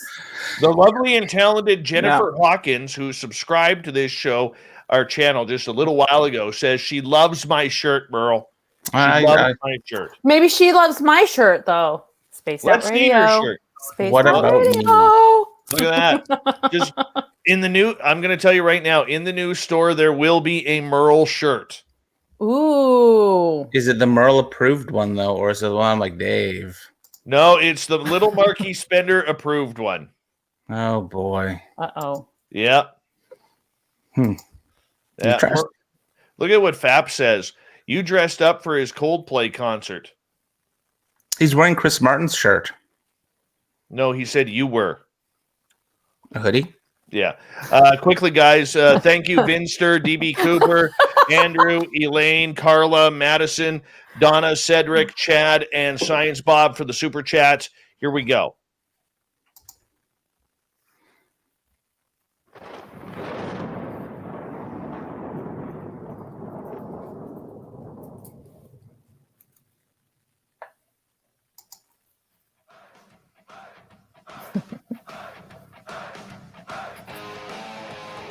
Second half of Spaced Out Radio is now underway. My name is Dave Scott. Thank you so much for taking the time to join us. We really do appreciate earning your listening ears. We want to remind you that if you've missed portions of this show or other, check out our free archives by going to youtube.com/Spaced Out Radio. Just do me the favor, hit that subscribe button. Our website is spacedoutradio.com, where we have a plethora of features for you, including rocking out to Bumblefoot and reading up on Captain Shirk's SOR Newswire. Follow us on Twitter at Spaced Out Radio and on Instagram at Spaced Out Radio Show. We continue on tonight with Ghosts of the Great White North. We've actually been joined by Merle now. He is off duty saving the lives of multitudes of animals, because that's what he does. Aww. And rescuing young elderly grandmothers from the shopping mall, because that's another thing that he does. This man wears a badge And around his heart. Around his heart. And we're glad that he's here from the Paranormal Road Trippers and Ghosts of the Great White North, my great co-host for this show. And, of course, our special guest tonight is Varla Ventura. VarlaVentura.net is her website. You can find all of her books at every major bookstore across North America. Varla, Merle, welcome. Thank you. Hi, Dave. Now, Merle, do you want to tell everybody why you're late? I was working. That's why I'm late. I worked the late shift today. Did you get my voicemail? Which one? The one where I Merled you. I Merled you. I did not. I don't You check ignored my that voice messages. I don't either. But one day you will, and you'll eye roll me. But Merle, Varla, Merle, welcome. We're talking. Hi, nice to meet you. We're talking a little paranormal action here on this, and of course, Varla, we were right before the break. We were talking about what it's like to to see these paranormal teams go in and try to cross spirits over, even though the spirit may not want to go. I want to get into some of the weirder, spookier types of paranormal stories out there, because everybody has that really odd story that they can't explain. Out of all the paranormal stories you have heard, encountered yourself, or written about, is there one that really stands out to you? Me. Yeah, you're Varla. Yeah. Yeah, definitely. There are a few, actually. There's 2 or 3 in my more recent book that kind of were pretty intense. I think we were talking a minute ago about the people who possibly attract kind of more paranormal activity, or it was a question someone had asked. And this friend of mine, I know I keep saying friend like it's me, but it actually is a friend. And she is now in the midst of kind of like a pretty heavy haunting. And she is a person that I have put her stories in my books since the beginning. And there have been a few, most of them are just like really cool, kind of like a lot of evidence and interesting kind of quirky things. But most recently, she's caught a couple of pretty terrifying things. Things started moving in her house, and she saw this like tall, creepy, kind of bent over guy. So some of her stories have definitely like really gotten my, pulse racing. But the freakiest story is something that actually is a little bit more, probably almost goes in the Sasquatch category. And that is the story of a friend of mine who has property in Northern California, and he was building a house. And so he was staying on the property while he was like clearing brush. And the story is in the book. It's called The Thing That Moans in the Woods, or The Incident at Indian Springs. And he basically had like grown up his whole life on this property, right? Like he bought the property next door to his grandparents' property. And then he bought the property next door to that. And so he knew you know how it is when you grow up in a place, you know every sound, you know that animals in the night, you know you know what's going on. And he heard this insane kind of moan coming up, kind of traveling up the valley up to the top of his mountain. And his first thought was it was an injured animal. Then he thought, you know, maybe it was like a donkey or like some kind of, you know, animal that seemed a little out of place. But it was reverberating so much that actually things on his windowsill were rattling in this little kind of like shed that he was staying in. And he's a big guy. He's traveled around the world. He's had a lot of very kind of freaky paranormal experiences, but he's also a scientist. He's an archaeologist. So, you know, he's not like easily intimidated. So he's hearing this like strange moan, and he's trying to figure out what it is. And he actually thought someone was pranking him, is what he thought. He said some friend of his had pulled up at the bottom of the driveway and had amped up some kind of keyboard and was just laying on all the keys or something. Like he just couldn't figure out what was going on. And so then all of a sudden it just stopped. And when it stopped, there was no echo. And that freaked him out, because usually, especially in a canyon kind of situation, you have some kind of like echo and reverberation. So then he was like, that was really weird. And just a couple seconds later, it started again. And it actually sounded closer. And it appeared to be sort of like, in his description, it was moving up the mountain toward him. And then it stopped again and kind of completely truncated. And then it happened again. And it was basically like, at this point, he went inside the little shed, closed the door, things are rattling, and he's hearing this noise all around him. And he's never experienced anything like that. It stops, it completely goes away. A couple days later, he's talking with one of his neighbors, and his neighbor describes a very similar sound that ended with a loud splash in the pond. And so we don't know what it is. We've done a bunch of research about different legends from that area, because it's actually the area that I grew up as well. We've speculated there was a little sort of ritual performed on the property that could have possibly invoked something. Don't know. But whatever it was, it almost was, it sounded, he brought it up to me because actually I was working on a book about banshees at the time. And we thought maybe it was a banshee and it was some kind of warning spirit. But that is one of the biggest kind of like head scratchers for me, because we haven't really been able to figure out what it is. But my paranormal experiences have all been like so like sweet, and like mild compared to that. So I've not gotten too scared. Merle, how about you? Your weirdest experience? Oh boy. I would say the Sasquatch story with you when we were at the Flight 21 area. I'm more of a ghost guy. I lean heavy on the ghosts. As we all know, I'm skeptical of the UFOs. I razz Dave daily about it. Bigfoot, I'm very open to.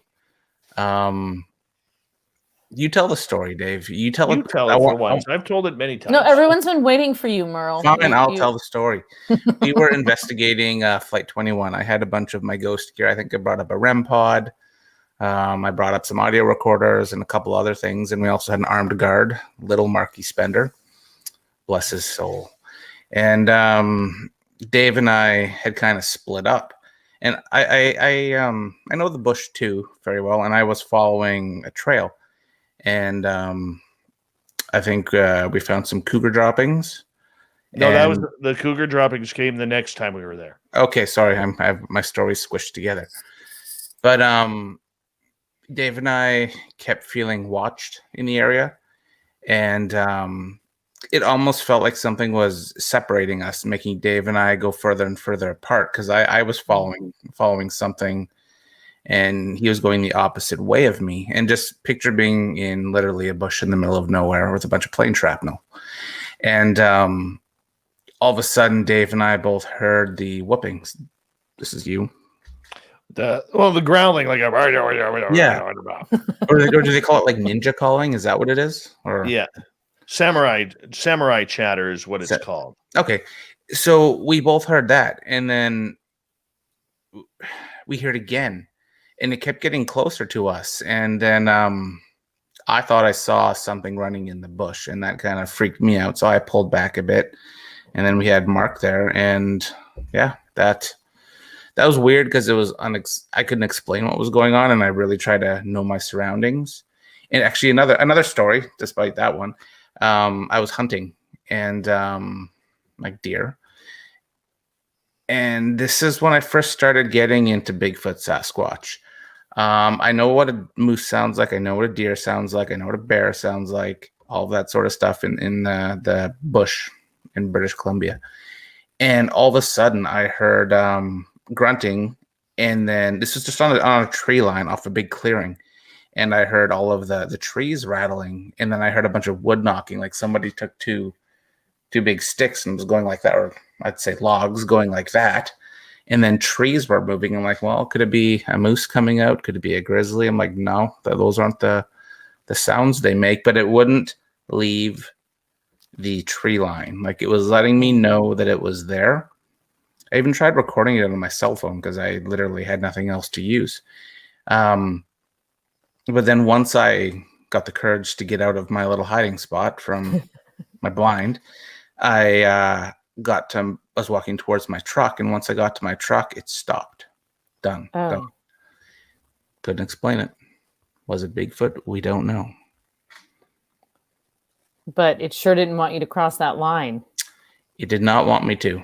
And like, I even scoped it like with my gun just to see if I could see anything. And I could nothing.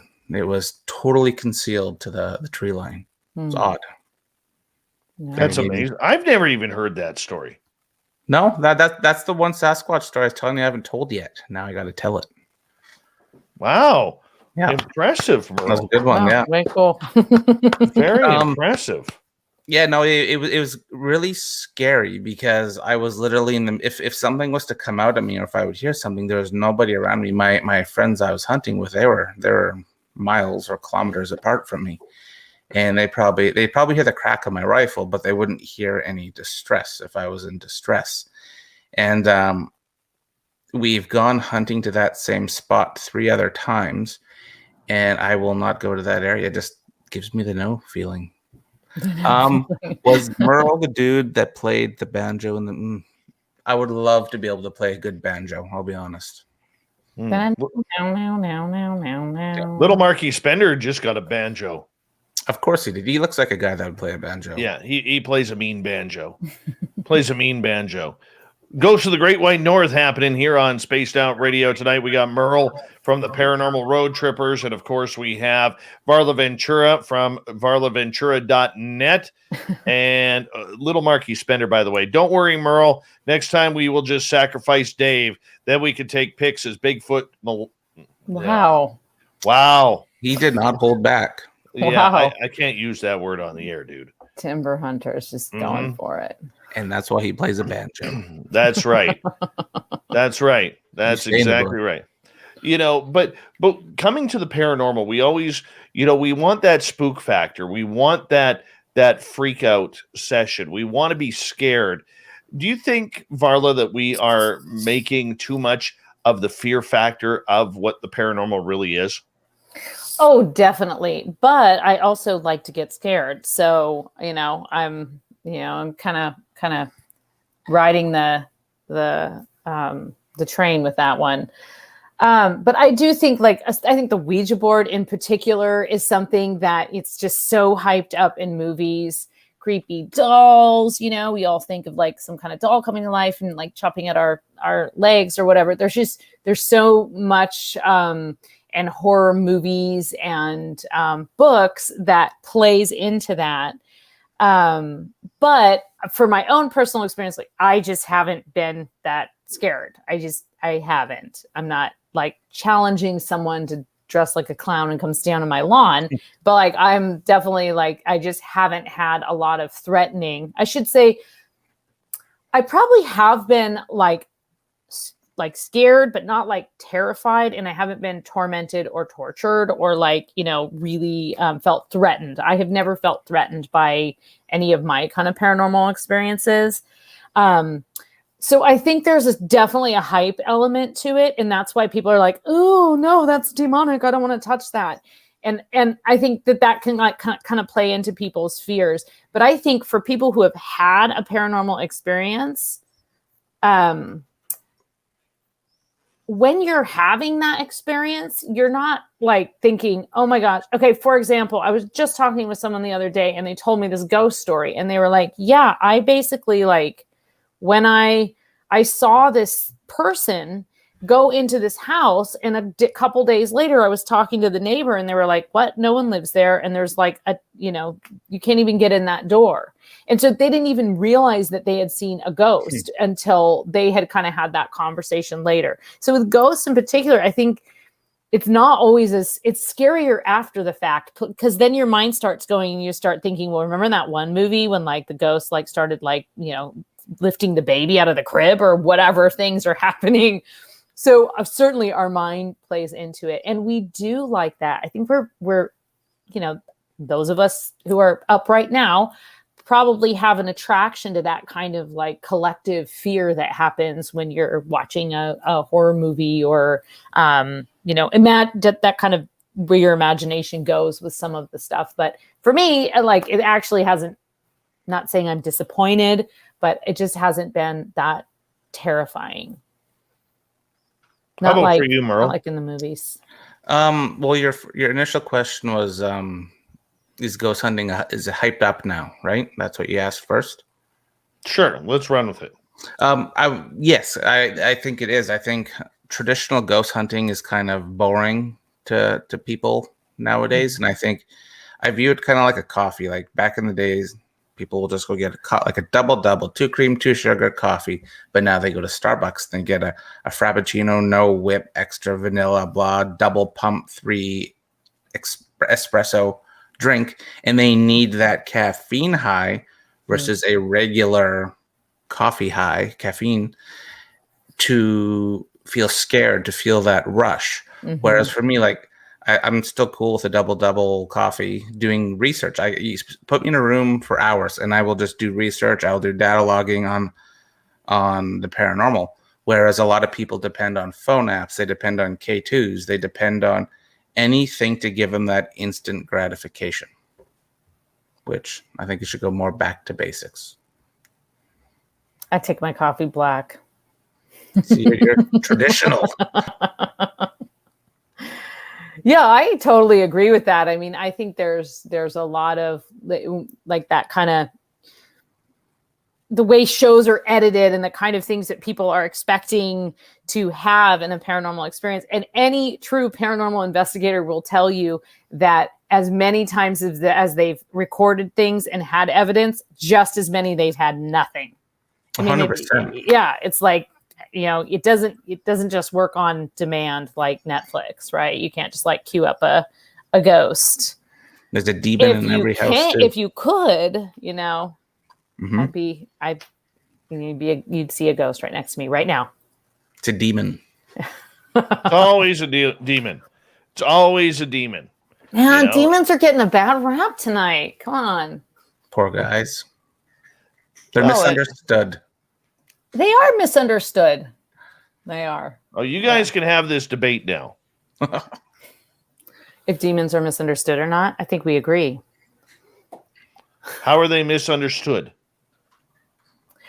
So I said earlier, Merle, that I feel like I don't think as many things are demonic as people make them out to be. I think that people have like an inherent fear of the unknown and they lump everything into demons. Mm-hmm. Versus things that are actually maybe kind of like negative and malevolent.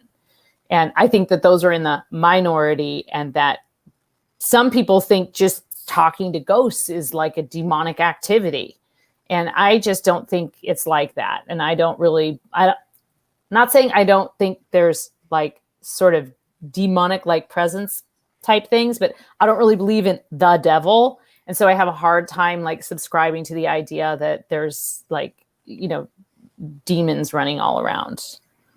I think that there's less demons, and I think it's more cranky spirits. I think if a person was if a person was a crank in their living self, they're probably going to die a crank, and they're probably so many cranks, right? Absolutely. And then if you're going to Johnny's Asylum, I'm just making one up, and you are hammering that place every day, demanding evidence, demanding a ghost to sit, demanding them to shake a paw, demanding them to make growls, knock 3 times. Yeah, they're good. They're going to be cranky. Yeah. And I think for that, like we'll go back to the Starbucks reference. So you need that. Oh, it's a demon. It's 100%. It's basically Satan himself. Yeah. Yeah. Whereas it could just be a ghost telling you to F off in a aggressive way. Yeah, that's a great point. Totally agree.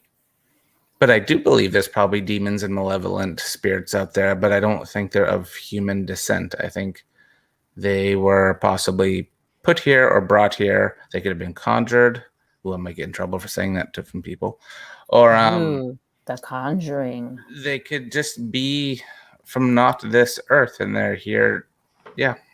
Definitely. And there's a lot of people that think of the jinn, for example, have a lot of there's a ton of like in folklore and the folkloric record, there's just as many trickster and semi-malevolent spirits out there as there are benevolent ones. So that's part of it. And I think that is, a lot of that idea of like, God, devil, good, evil comes from, some original, that it's just, there's light and there's darkness. There's original people who believe these things, and their beliefs are incorporated into other religions and other beliefs. And so I think we just call it, maybe it's the word demon that is kind of, it's just too lumpy. It's too much of an umbrella to say that. But yeah, and there's definitely like negative, weird stuff out there. We encounter it every day.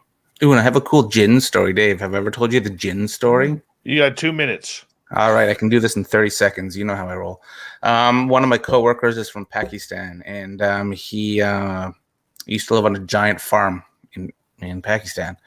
And they used to be farmers, so they had goats, they had chickens, they had sheep. There was one tree in the middle of their farm that was dead. And they were all scared of the tree, and his parents and his grandparents are like, the jinn is in that tree. Don't go near it. The jinn is in that tree. And whenever livestock would go near it, like they did pesticides, they did everything because like, oh, maybe it's a fungus, maybe it's this, maybe it's that. But the whole town called it the jinn tree. And whenever the livestock would go near it, they would get sick and die. Oh. Without, yeah. And even when you bring up the jinn to him now, he gets all weird. I don't want no. Because I troll him with that sometimes. But yeah, he's very in old weird. Irish folklore, there's often a fairy tree, and that was not you've probably heard the stories of people kind of building around roads around or going out of their way to build a structure around what's thought to be a fairy tree, and it wasn't because the fairies we've got to be really precious with them. It was because it was believed to be, if you messed with them on that level, then there would be a wrath. So yeah, not necessarily a little Tinkerbell sprite, but something kind of unleashed. So it's interesting because you see that in cross culturally, right? Like that kind of idea that there's a dwelling place and you don't mess with it. Mm-hmm. I don't want to go there. That sounds creepy. Good? That sounds really creepy. We even blended stories in less than 2 minutes. So that was impressive. That was impressive. Some top tier interviewing. Mm-hmm. That's top tier Merle right there, everyone. Merle. Merle. He's here, so we don't. No, he does it. Yeah. Top of the hour. Yeah. All right. Can I do my job here for a quick sec? Do you mind? You're allowed. All right. Appreciate that. We got Merle from the Paranormal Road Trippers based out of Vancouver, British Columbia. And we got our special guest tonight, the lovely and talented Varla Ventura. Her website, varlaventura.net. We're going to continue on with the Paranormal Chatter on Ghosts of the Great White North, which continues in hour number 3 right after this on Spaced Out Radio.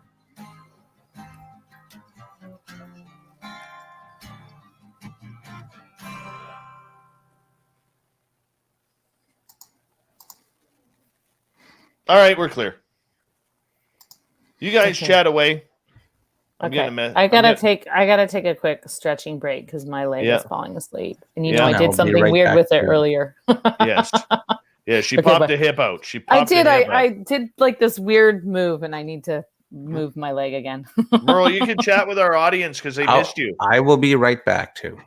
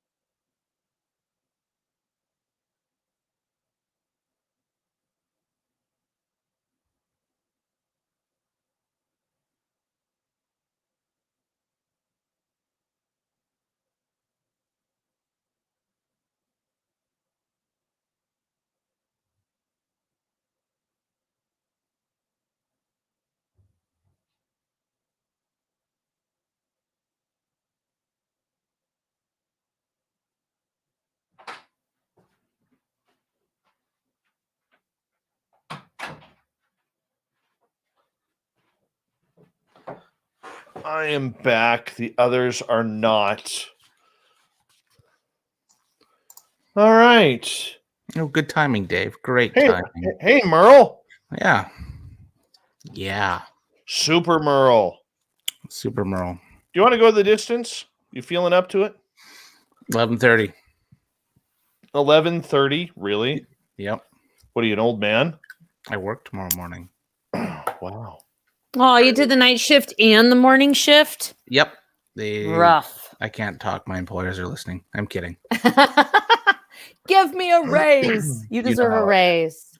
All right, fine. Fine. Be that way, Merle. Parlay, how are you tonight? Yeah, good. I fed my cat. He was really happy. Oh, nice.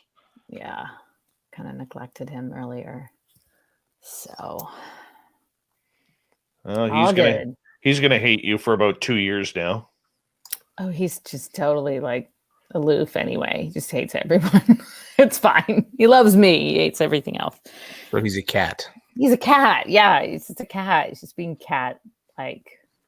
Cats that like they literally think they're lions, like little house cats. Like they think in their little head. They're the king. Like a panther. His name is Victor, and we just he's just the king. It's like, all right, you're the king. It's fine. You can be the king. You're soft. You're sweet. It's fine. I hear you. Where are we going for the last half? I don't know. Grandmaster, how you doing? Good to have you join us. And we haven't had many audience questions from the chat room yet. So if you want to ask any questions, now is the time as we're going to the bottom of the hour with this subject. And then we'll get into the news and everything. We got 30 seconds. Big thank you to Ed, to Vinster, DB Cooper ×2, Andrew, Elaine, Carla, Madison, Donna, Cedric, Chad, and Science Bob for the incredible super chats. Thank you to all our new subscribers like Jennifer tonight for joining us and subscribing. Thank you to all the veterans out there listening to the show and all our regulars who are here nightly. We love you. Here we go with the third hour.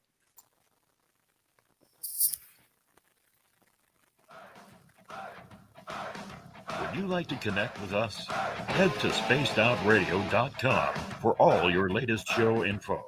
Now, back to Dave Scott and SOR. Here we are with the third and final hour of Spaced Out Radio tonight. My name is Dave Scott. Thank you so much for taking the time to join us. Really do appreciate earning your listening ears wherever you are on this beautiful planet we call Earth.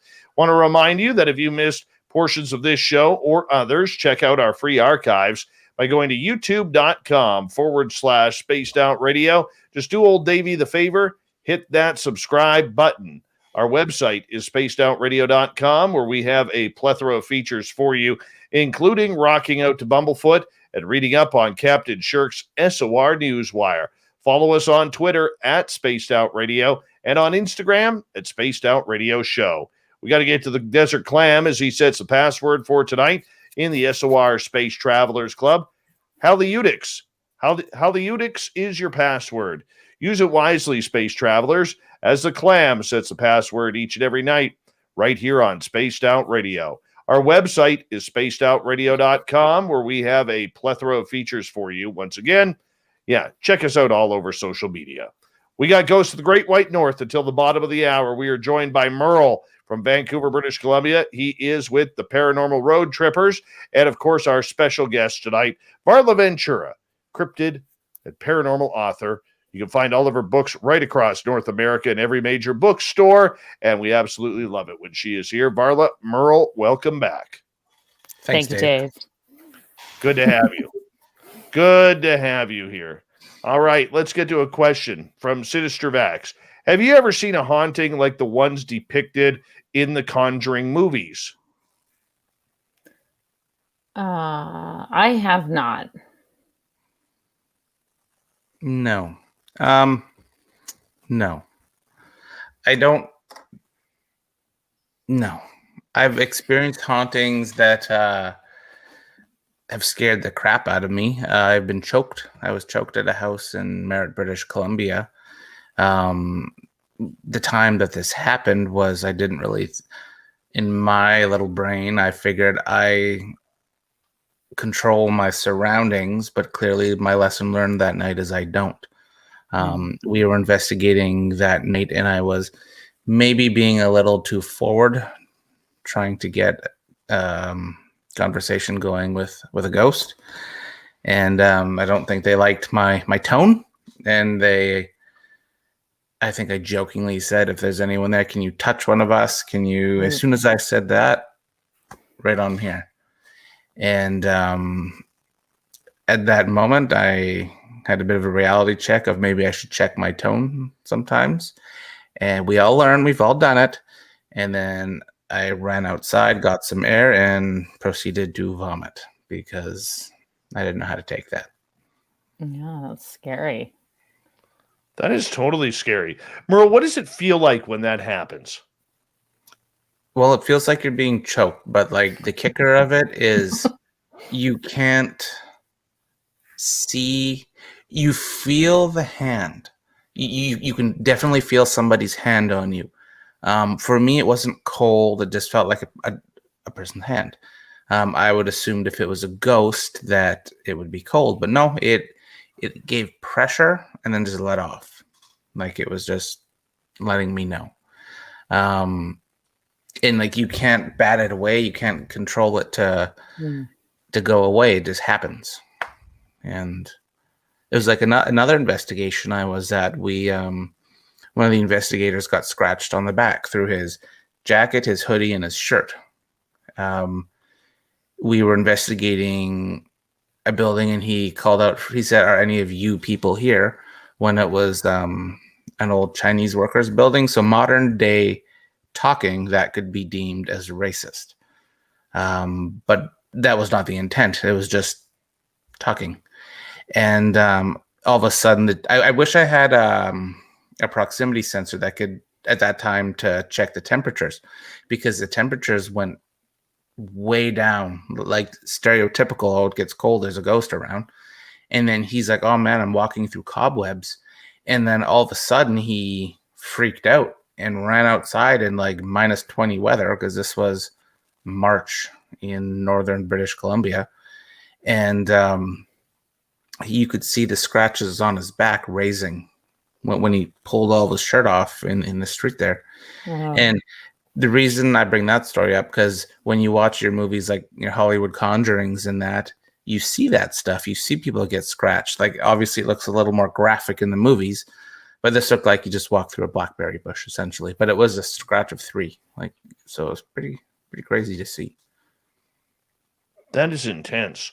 That is intense. All right. Vinny is asking, if there are multiple universes, then what's the thing that they are all in called? The spirits, I'm going to assume he means by they. Where are they? Who are they? That's the great question, right? That's the big unknown. Is it a parallel dimension that we occasionally get peeks into? Is it a complete other world that, some people have access to? Is it something that's just invisible and around us all the time? And there's just certain times and people and experiences and moments that come together and we can see those things.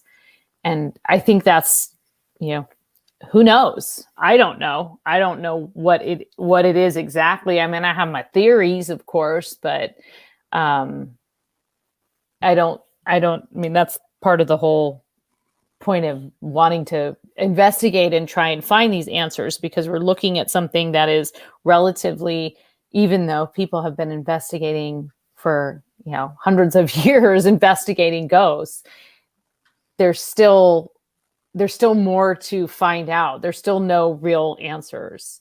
And I think like that's kind of the crux of the whole spiritualist movement, was to try and make contact with ghosts in order to get messages from the dead and have like this kind of ongoing communication, and the belief that the dead were still around because they had messages.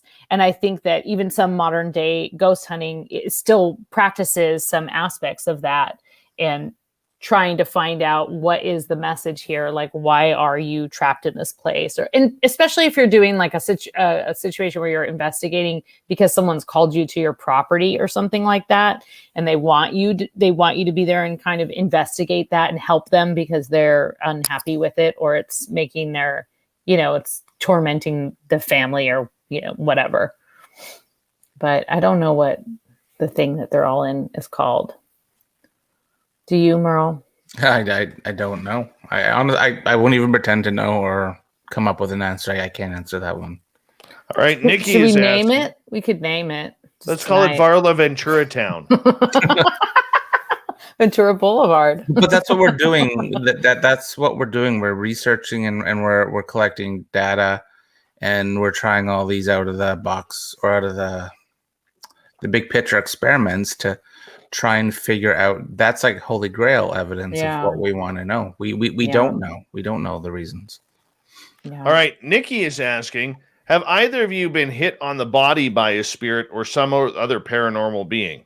Yeah, I've definitely. I know you have, Merle, just based on your choking story. Yeah, I have. I have been I've been hit, like not like punched or anything, but I've been tapped on the forehead, tapped on the back. My hair has been tugged.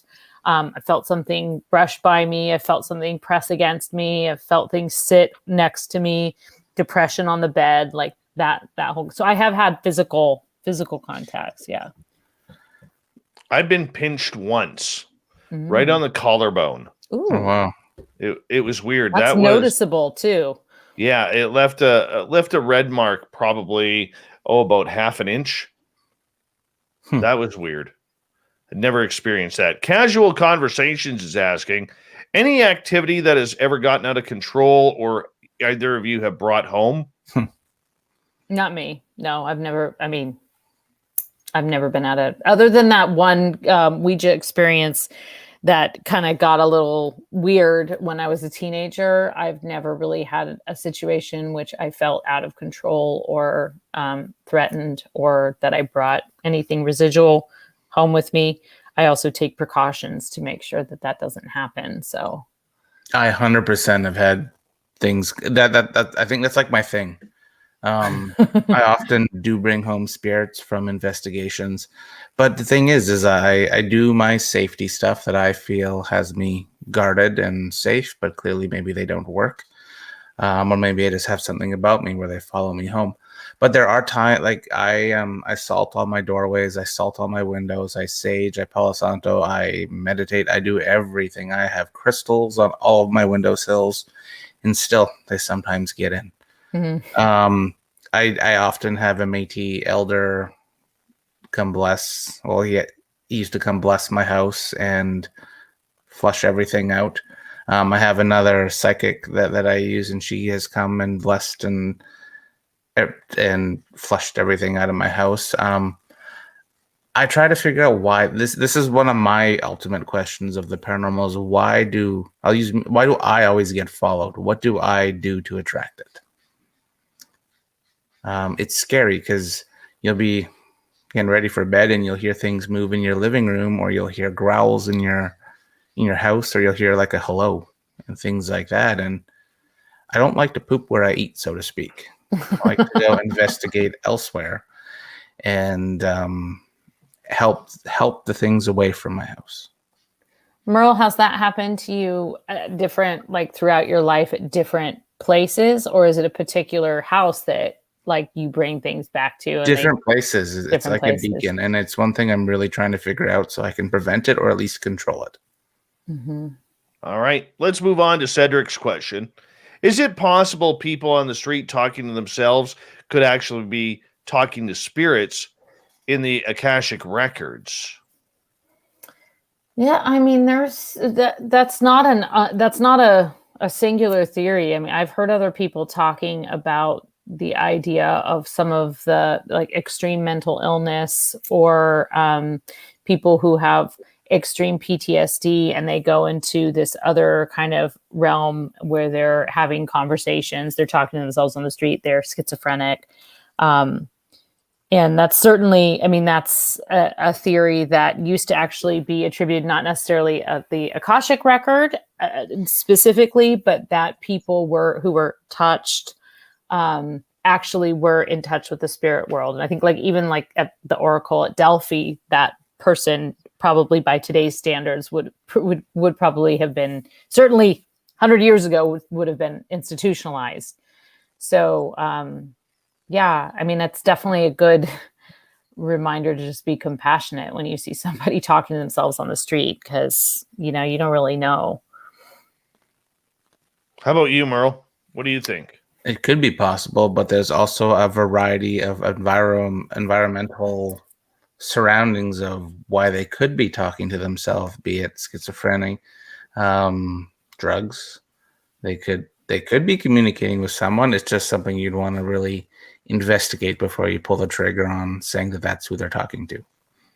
All right. B. Hoff is asking, do you think your past loved ones can see you doing things?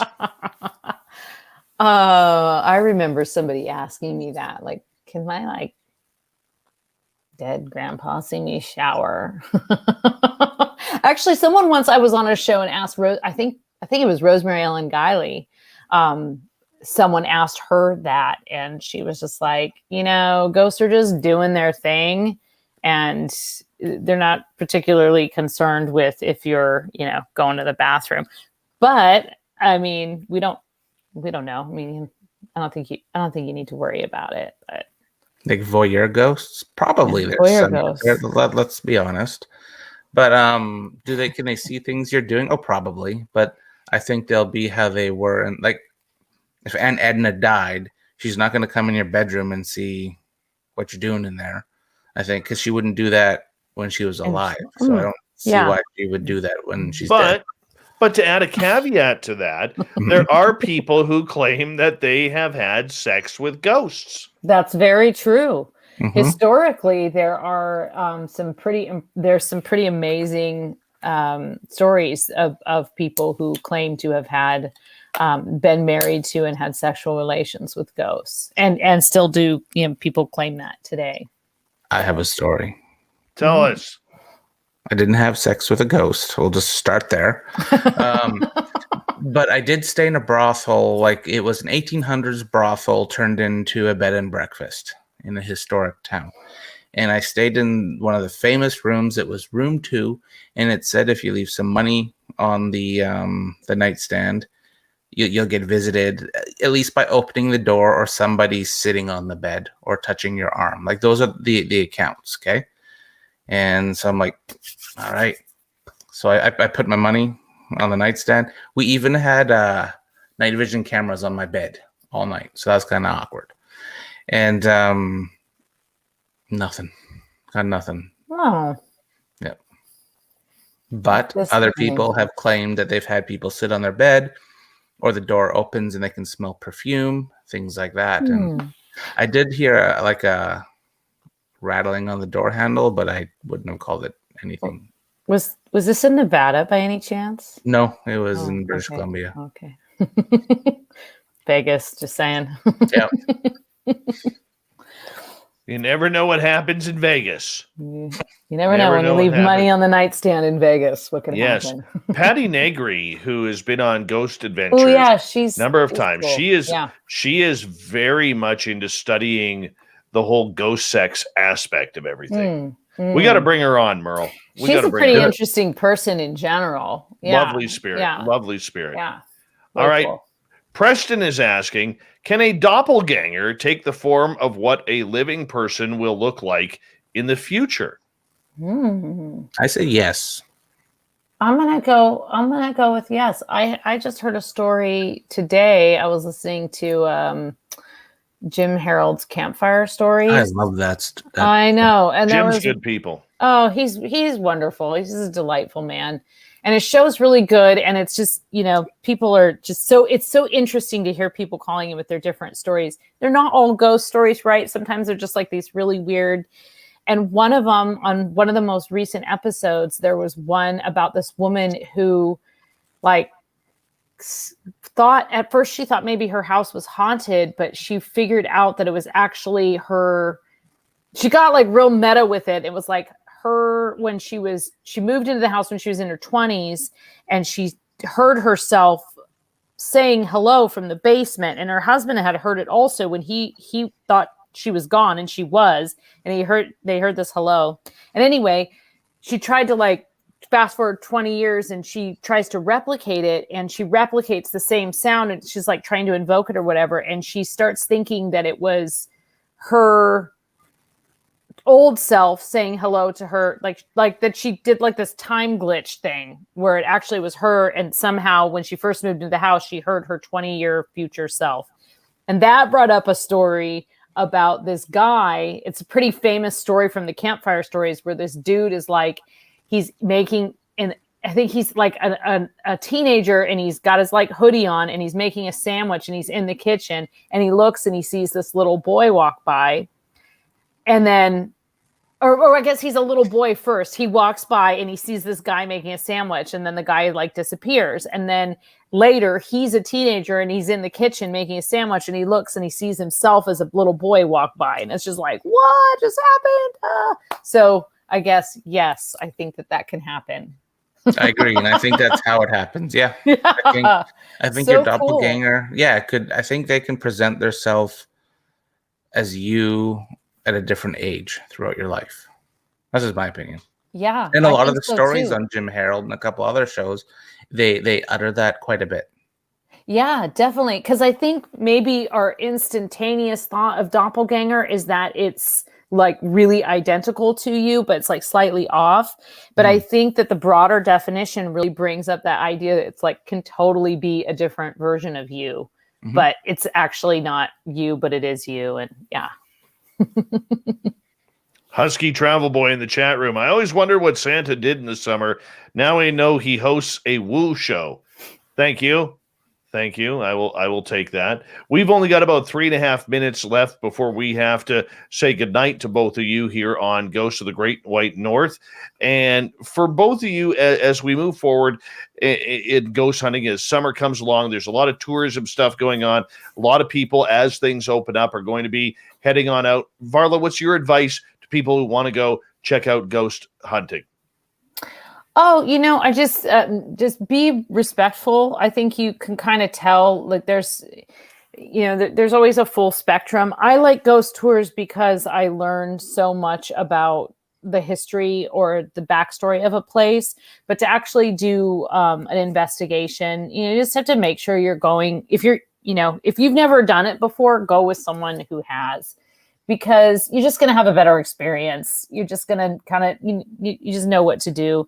Or, just if you're going to go wandering around cemeteries at night, just, be respectful and don't paint over things and, graffiti things. Yes. I don't know if you heard, Merle, but I told Varla the story. Yep, yeah. I heard that. Yeah. How about for you, Merle? Be respectful. Like I'll utter the same word. Shop yourself around, investigate the if you want to join a paranormal team or get involved with this stuff, shop around to the different teams, go on ride-alongs with all the other teams to see what team fits best for you. There are scientific teams, there's spiritual teams, there's ghost adventure mimicking teams. There's tons of them. My advice would be find a team that's grounded and is in it for the research and not, as Dave says, the woo factor. You want a research team versus a team that's just going to be disrespectful and ruin it for everyone else.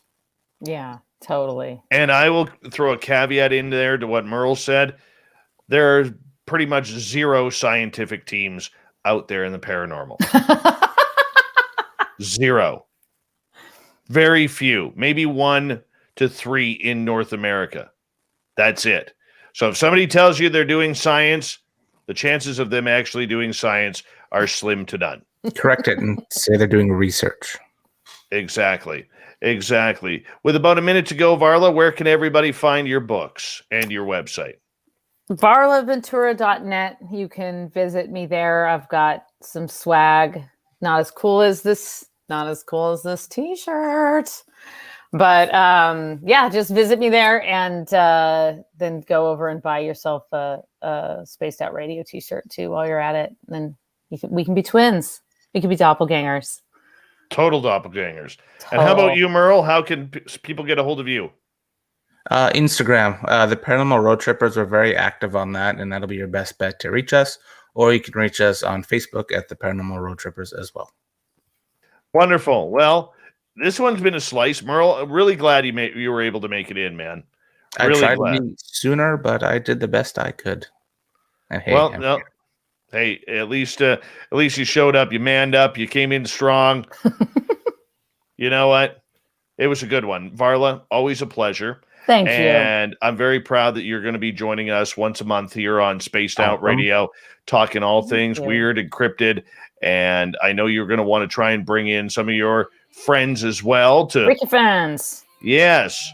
You guys hold on. We're going to say, go to commercial here. Hello, Barther, by the way.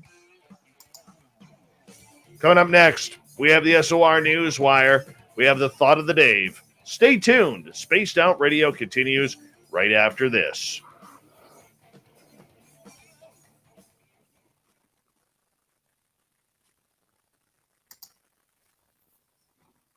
Hold on one sec. Damn it, Barther. You caught me off guard because you haven't been around in a while. Gosh, damn it, Bart. Classic Barther. Oh, Barther's awesome. Yeah. Question for Merle. Who would win in a sword fight, you or David Lee Scott? By swords, I mean weeders. Not going to happen, by the way, but thank you, Barther. Appreciate that. So mature. Yes. Barther is actually a great human. He really is a great human. And honestly, like your chat, the people are so nice to each other and like so like they're really funny and snarky and stuff, but they're not like rude and I don't know. It's great. Of course, I haven't read everything here because I can't like keep up with chat and talk. I can't text and walk at the same time. Yes. Jenny, it's okay with Husky. Trust me on that one, please. It's okay. Not only is he Santa in the summer, he tunes all of Nickelback's guitars in festival season. Just to let you know, whenever. Is that what he said? I think I'm the lady. Look, I have lots of unframed things. Is that what he said? He's talking about my frames on the wall. Everybody thinks that's weird, but I like it. So why do you have frames that I just like it. I think it looks cool. It's cool to have like an empty frame, like a weird there's a frame on the wall. There's no picture in it. How weird. I like it. And then you can screw with people. You'd be like, yeah, there's a picture in there. There's totally a picture there. You don't see it? Mm-hmm. I hear you. Well, that was a fun show. Yeah, Varla, I will get a hold. I'll get a hold of you. Just call me tomorrow or whenever. Or let me just pull up my calendar right now here. Hold on. Let me go to July. Do you want to do let's see here. You want a Thursday, right? It's not sure. Well, what do you prefer? You said you like Thursdays. I do like Thursdays.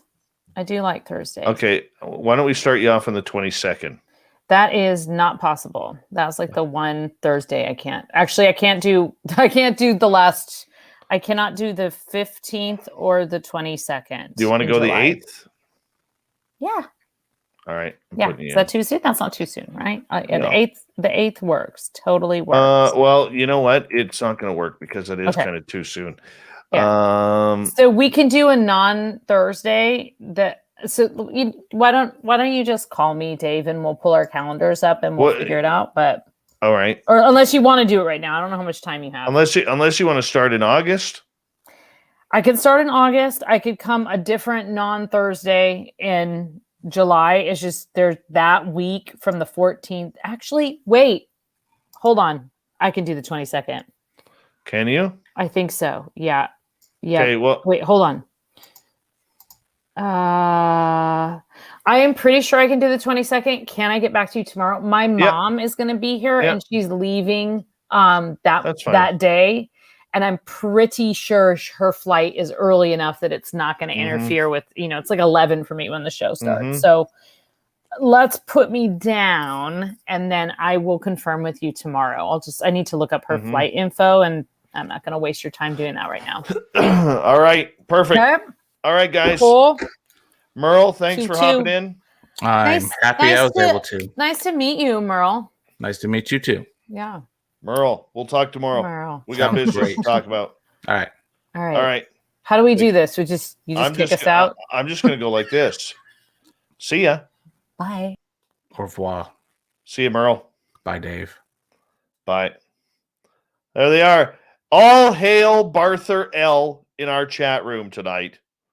All hail Barther L. Take a bow, Barther. You are the legend. I'm actually really happy that you're here. I haven't seen you in a while. I hope you're doing well. Kind of exciting. Barther is here. The hell are you doing awake at this hour? Damn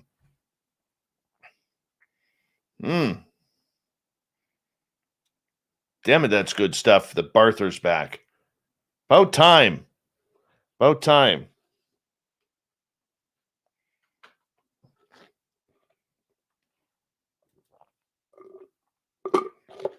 You have fans here, Barther. Look at Vinster there. He can't even make eye contact with you. Speaking of our fans, big thank you to Ed, Vinster, DB Cooper, Andrew, Elaine, Carla, Madison, Donna, Cedric, Chad, and Science Bob for the super chats. Here we go.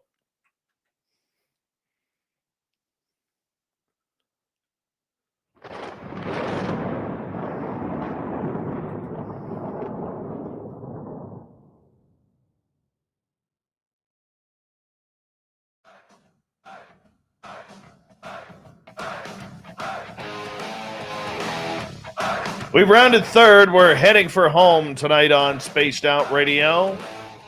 My name is Dave Scott. Thank you so much for taking the time to join us.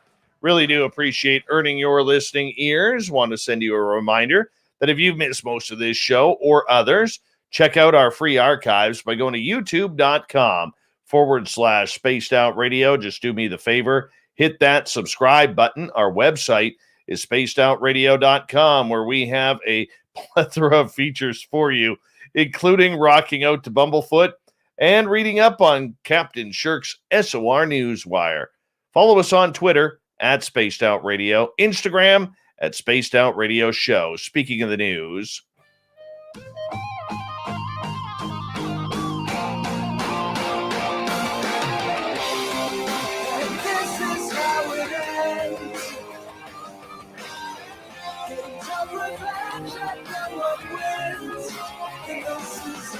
the news is always changing, which is why we bring you the SOR Newswire at the back end of every show, where we get to the weird, the strange, the wacky, and sometimes the ufological. The United States Navy and the FBI are giving a classified briefing for members of the House Permanent Select Committee on Intelligence, Subcommittee on Counterterrorism, Counterintelligence, and Counterproliferation on unidentified aerial phenomena ahead of the release of the report from the Director of National Intelligence regarding the collection, reporting, and investigation of UAPs. According to the office of the chairman of this subcommittee, Representative Andre Carson of Indiana. That was one hell of a run-on sentence. Anyways, in a statement from Representative Carson's office, he said, the briefing was a significant and timely topic, as there has been an increased focus on the security threats posed by unidentified aerial phenomena. Now, apparently, they want to know anything that is flying in the airspace. And if there are things we can't identify, we should put effort into identifying them, wherever that may lead, whether it leads to a foreign adversary, to a different aerial phenomenon, to space debris, or anything else. We should follow that trail. We welcome today's briefing and the coming report as a step in the right direction. That comes from Representative Adam Schiff from California. The office of the House Intelligence Chairman, Adam Schiff, says that he is very much looking forward to see what actually comes out of these reports. Are we going to get anything? I don't know. We'll find out. I got a couple of panels next week of media and one of experiencers that are going to be talking about this. We're going to get a media standpoint from mainstream media people. We are going to get an experiencer standpoint from what experiencers are going through leading up to the announcement. So we're going to be all over it. Trust me on this. It's going to be good. All right. If you're Canadian and you want to go to a rock concert, you can't go see Bruce Springsteen on Broadway. Why? That's because the events coordinators at the famous theaters where this concert is going to be held on Broadway, do not accept anyone who has been vaccinated with AstraZeneca. So those who got the COVID-19 shot AstraZeneca, if you want to go into New York and see Bruce Springsteen, you're going to miss the boss because it is not approved in the state of New York. AstraZeneca, that is. So apparently you're allowed to get a shot. You should get the shot, according to some. But now it's all going to come down to whether or not you got the right shot or not. Well, how are we supposed to know if they're making up these rules on the fly? Do we get the shot? Do we not get the shot? Which shot is which? Who's who? What are we supposed to do? So if you're planning to go to New York, you live in Canada or anywhere else in the world, but you haven't got one of the listed shots, and I don't have that list, okay, you're not getting in. Plain and simple. You're not getting in. There's going to be a lot of falsified shot documents. I mean, we're going to have to carry like 5 or 6 now. I mean, this is like going to be carrying back like a teenager when you had the fake ID. That's what we're going to have to do now in order to get into a simple rock concert. Ridiculous. 2 passengers about to take off on a flight from San Francisco bound for Vegas were removed over an argument about elbow placement on armrests. This sounds like it's right out of Florida. Yeah, the incident occurred on a United Airlines flight that was forced to return to the gate right before takeoff. The website pointed to a Google employee on the flight who posted a photo of law enforcement officers on the plane. The 2 men were not identified and were briefly detained, then released after neither were interested in taking any further action. The report did point out that they were not able to stay on the plane on the flight. Airlines are seeing a spike in bad behavior despite a zero-tolerance policy, with 1,300 reports of unruly passengers made since February, according to the Federal Aviation Administration. The agency has also so far identified potential violations in about 260 of the reported cases, an FAA spokesperson has stated. You know what? What a way to ruin a weekend in Vegas over where you put your elbow. It's real simple. The person who goes in first, who gets the window seat, they get the left one. The next person gets the left one.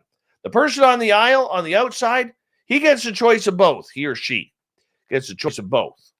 Real simple.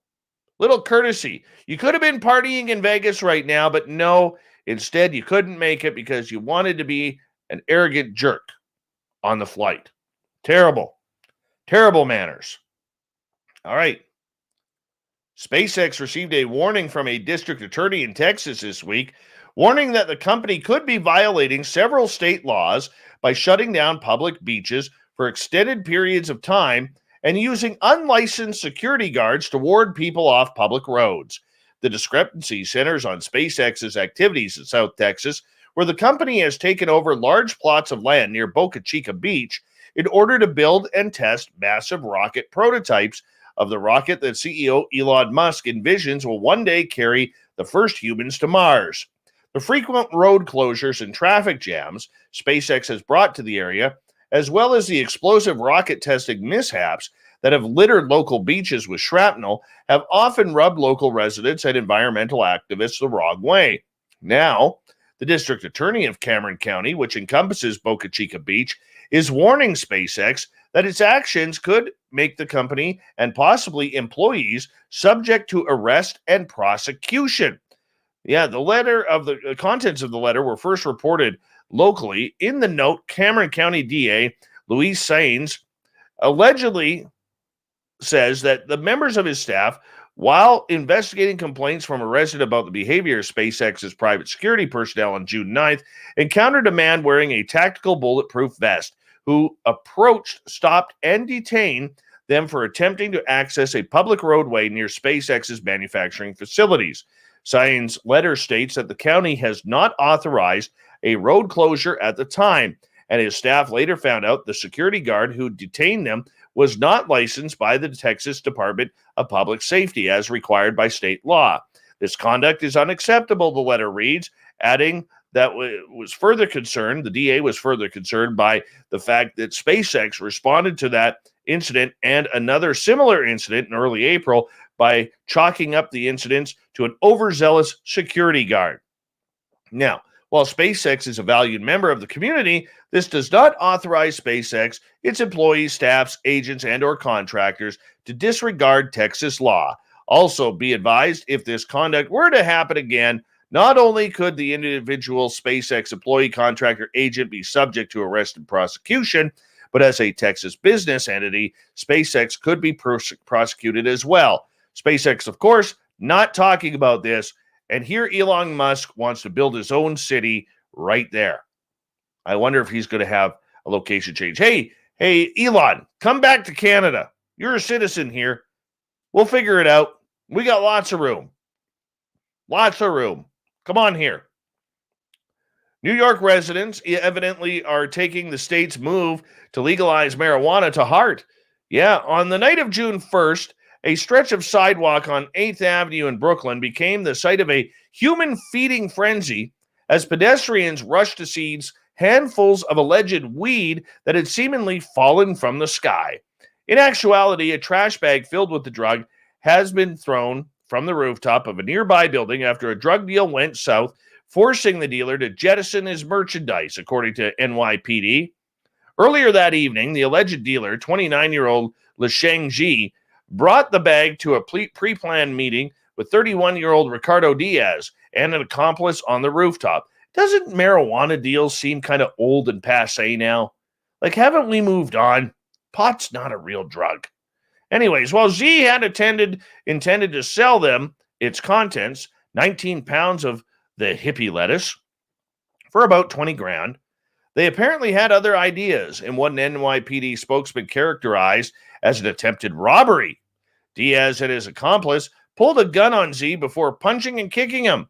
In response, Z threw the bag off the rooftop, raining the alleged devil's lettuce on the sidewalk below. 3 pedestrians then rushed over, picked up some of it, and fled the scene. Yep, looks like pretty good stuff, too. What I know. I don't even smoke the stuff. Anyways, in footage released by the NYPD, the pedestrians appear to be wearing light-colored hoodies. One eventually snatches the bag and runs off with it, seemingly ducking his head as he passes a security camera. Z suffered lacerations to the face and bruises about his body and was taken to a nearby hospital. He was arrested and charged with drug possession after police found him in possession of ketamine. Now, this guy just can't get away from this stuff. While Diaz, his accomplice, managed to flee the scene in a black BMW, Diaz fell down a flight of stairs on his way out of the building, injuring his knee and evidently impairing his ability to escape. Bad knee, beat up somebody, now you're off to jail over pot? Oh, terrible. Firefighters in Nevada conducted an unusual rescue when a teenager who found herself locked out of her home, tried to climb down through the chimney and became stuck. The Henderson Fire Department said on a Facebook post that the 18-year-old found herself locked out of her single-story home and attempted to climb through the chimney. The girl got stuck just above the flue, the department said. Firefighters used a rope system to pull the teenager to safety in a rescue that took about 30 minutes. The department said she was not injured. Well, good to see that she was being pretty smart there. Authorities in Manitoba said a white snake that was on the loose for multiple days has been safely captured and is now receiving the proper care, because here it went again on its own, going down the only road it's ever known. Like a reptile, it was born to slither alone, and it made up its mind it wasn't wasting any more time. It needed to get caught. The snake was first spotted in the Fort Rouge area of Winnipeg on Saturday and was photographed by Bruno Martins, who spotted the reptile slithering next to his home. Police said it took about 2 days of searching before they were able to capture the snake about 650 feet from where it was first spotted. The white snake, and David Coverdale, is believed to be a non-venomous corn snake with unusual coloring. Jonas Watson, a veterinarian with Grant Park Animal Hospital, said the animal was treated for a small lesion on its side. The snake was surprisingly healthy and in very good spirits. A friendly snake, obviously an animal that's been handled by someone for a long time and was a very easy patient for us. The snake was originally estimated by Winnipeg police to be about 8 feet long, but by the time rescuers found it, it lost 5 feet. It was only about 3 feet. It was about 40 inches or so, large for pretty large for a corn snake apparently, but not the best public was concerned over the last couple of days. The animal is believed to be an escaped pet. We presume that this was somebody's pet that had gotten loose somehow, Watson said. There was a chance that someone set it free, but it looked like an animal that had been reasonably cared for. The city of Winnipeg said the snake is being held as a stray pet, and a new home will be found for the serpent if no owners come forward to claim it. And finally tonight, Barther is going to love this one. Imagine what it would be like to live life without a butthole. Yep, I went there. Totally went there. Yeah, imagine that. What would it be like if you were born without the exit point? Well, let's find out why we're going here. Dora is a little black and brown tortoiseshell kitten from Toronto who was born sometime in April, but she has one little problem. She can't poop. No butthole there. At least she was born without one, and as you may be aware, having an anus is kind of important for some pretty basic bodily functions. The rescued kitten was being taken care of at the Annex Cat Rescue in Toronto. Her caretakers soon noticed that there was something concerning about this little kitten. And what was that? According to program director Jacqueline Chan, it was not unusual for rescue kittens to initially refuse to poop. Normally, that would be something that wouldn't be super uncommon and something that there are medical treatments for. But Dora's condition continued, and though on June 9th, they still hadn't seen her poo, so they took her to the vet. Probably expected to be handed some laxatives or something, but no, the doctor looked a little perplexed because there was no sphincter on the back end of this kitty. When the veterinarian was examining her, looking for the anus to take a rectal temperature, she turned to me and said, "Jacqueline, I don't think this kitten has an anus." And indeed, where there should have been a butthole, there was nothing. Chen was flabbergasted. Yeah, it was a first for all of us. It's not something that we've seen at the clinic, and it's not something that Annex Cat Rescue has seen in 25 years. So it's honestly a small miracle that Dora even survived the first 8 weeks of life without dropping a deuce. Passing a bowel movement is kind of important. For example, going just 3 days without pooping can be dangerous to a human. It was clear that urgent measures were needed to save Dora's life. Yeah, so they brought out the Black & Decker drill. No, I'm teasing on that. The good news was they were able to cut it on open, graft her an anus of her very own. She has the nicest kitten butt in town now. You know, kind of looks like Cardi B. The bad news is that this kind of unusual surgery was expensive, too expensive for the rescue to afford. Come on, veterinarian, you're making a ton of dough. Chip in here. Do your part. The charity set a goal of $5,300 that they now want you to go on Canada Helps to get this done. All right. Yeah. Canada Helps, that is, if you're a cat fan. That would get Dora a new butthole, remove the painful and life-threatening amount of fecal matter that's built up in her colon, reroute her intestines, and fix an internal tear. To the charity's surprise, they didn't meet that goal. No, they didn't meet it at all. They absolutely crushed it.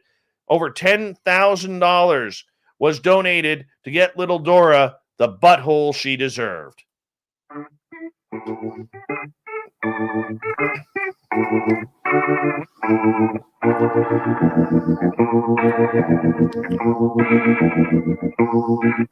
Thought of the Day happens every time at this night, where we ask a question on our Facebook and Twitter pages, then read your responses on the air, because we love the audience participation around here. Today's Thought of the Day is as followed. If you were given $1 million to work on the paranormal, cryptids, or UFOs, what would you do with it? Craig, pay Dr. Stephen Greer to go away. Evil Carl, get supplies, all the stuff you need to go to investigating, bring some psychics and hunters, make the tents that look like trees so the camp is camouflage. changed air sense, different methods. Probably would have to hire someone to use those. All right. See metaphor. Immediately put 500 thou down on a fast-riding paranormal OTC with a major gamma ray squeeze coming this Friday. Last 30 minutes of power hour, we would crush it. Transmute the 5 into 5 million with majority shares renamed Paranormal. All right. Cherry Pepsi. Mike says, Cherry Pepsi Island party, man. Andrew, gear up to do some in-the-field UFO ghost cryptid hunting and document my adventures on YouTube to share it with the world. All right, moving on. Graham, build 20 full-scale alien creatures in a museum of paranormal cryptid UFO and an archive of reports of sightings on a 3D computer with a 3D headset. Well, that's always good. Ozzy, sister, research the relationship between the paranormal and dogs with their natural survival instincts. What paranormal entities do dogs warm to or dislike? Marilyn, donate it to Dog Meat Trade, and I will do, what is this? Oh yeah, they want a hashtag Dog Meat Trade. So in other words, try and rescue the dogs from that dog meat trade. That's what they're saying. Just poorly typed. Thanks, Marilyn. Jorge, not with $1 million, but if I had $1 billion, I would buy Skinwalker Ranch from Brandon Fugel. I'll get a crazy insurance policy, build it into an Airbnb, and let the chips fall where they fall. Screaming Dean, use it to bribe Dave Scott to come to Australia. I am in. I am so in on that. Hire Jacques Vallée, says Flying Weasel, to help develop a database for collecting experiencer surveys in such a way as to be useful for doing scientific work, then public the question protocol as an open CCC document for everyone to use. Jeremy, I'd hire an advertising agency. Chase, hire my wife, pay her $900,000 as a consultant, and then hire a secretary, office space, and type out UFO TPS reports with my red stapler. I don't get that. How do you type with a stapler, especially a red one?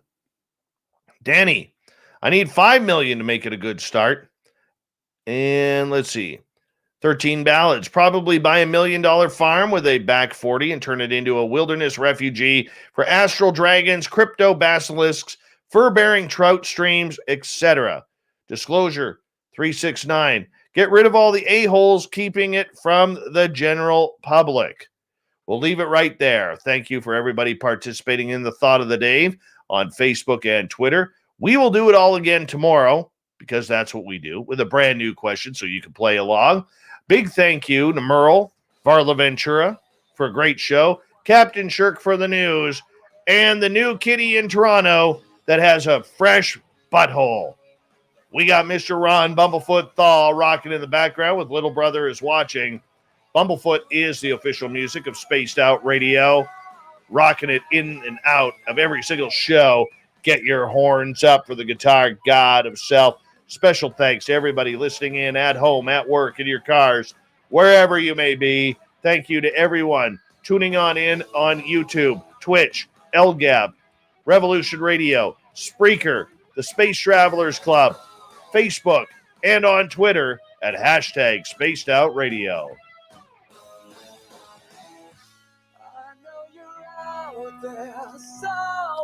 Remember, this show is copyright by Spaced Out Radio and SOR Media Ventures Limited. Thank you so much for choosing to share your evening with us, because together, my friends, we own the night. Mr. Bumblefoot, we need a favor. We need you to take us home.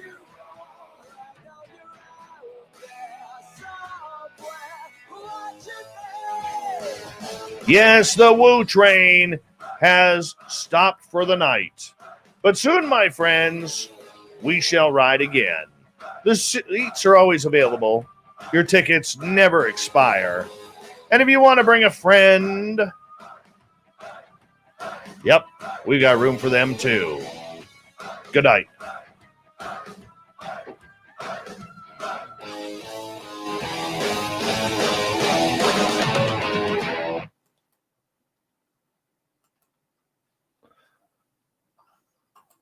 Solid show, everyone.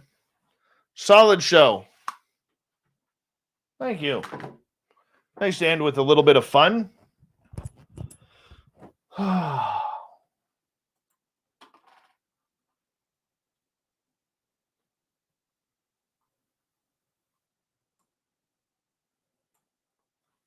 Nice to end with a little bit of fun.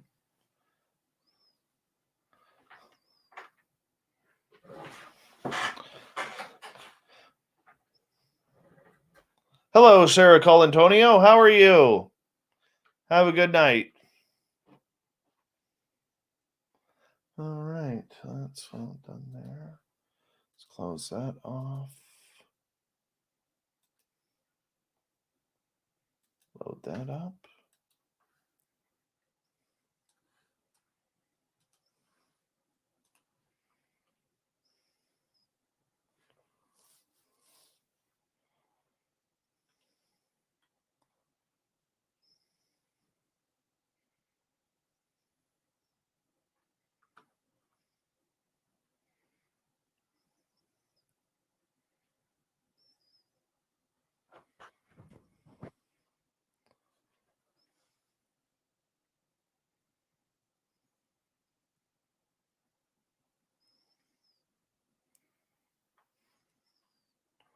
Loading that up.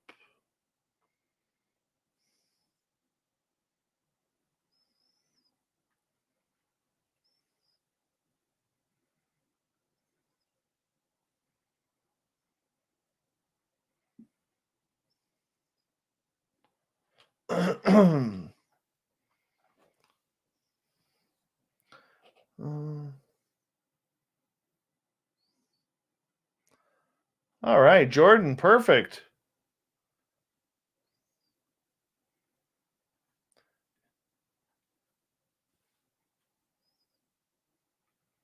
Good night, Jennifer Hawkins.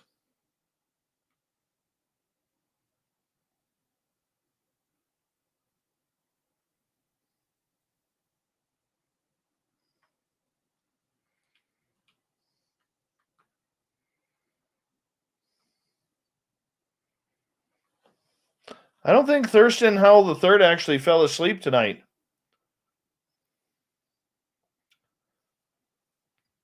Jennifer Hawkins, we are here 7 days a week, starting at 9 p.m. Pacific, midnight Eastern. Logan as well. Thank you for bringing Logan in, Jennifer. Appreciate that. A 3-hour tour for Thurston Howell III.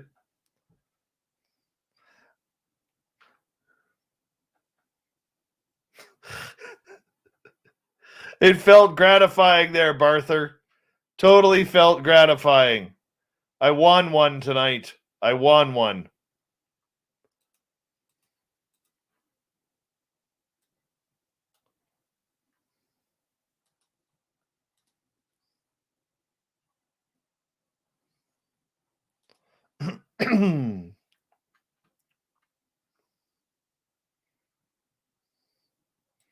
All right. Edit this up.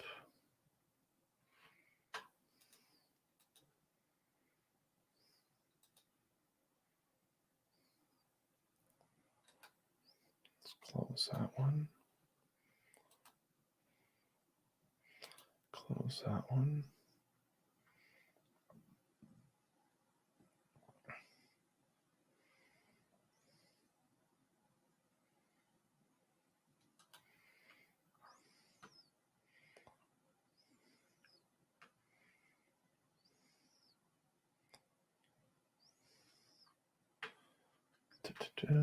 Good.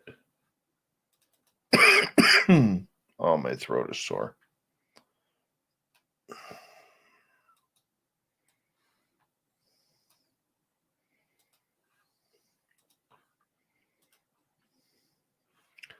Open that up.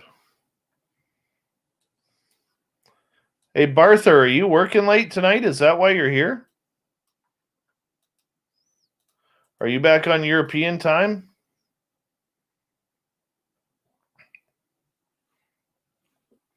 Vin, you couldn't pull off a shirt like this.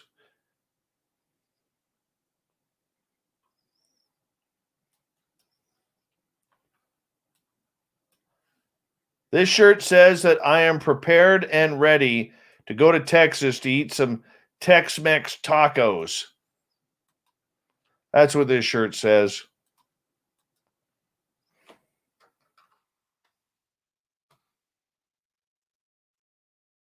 Tomorrow's show, we have Gary Voorhees, who is on the USS Nimitz during the first Tic Tac reports that we heard in 2004.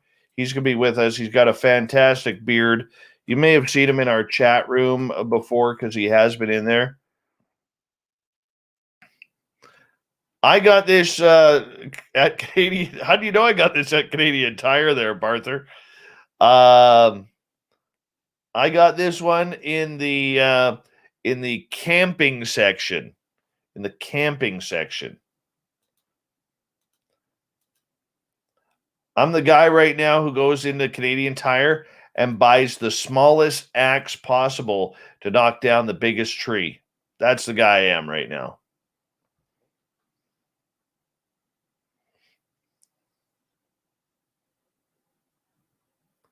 Thank you, Jennifer. Yeah, I host Monday through Friday, and then Lynn Wallington hosts the Saturday show. Michael W. Hall hosts Sundays. So we got you covered. The weekend shows are only 2 hours. This one is 3, Monday through Friday.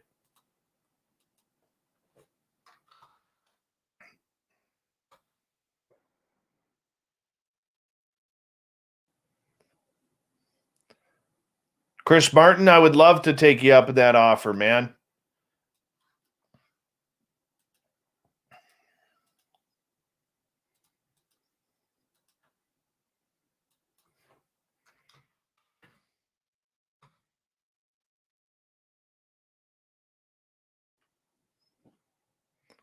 Look at you guys just ripping my shirt. That's awesome. That is awesome. I like this shirt.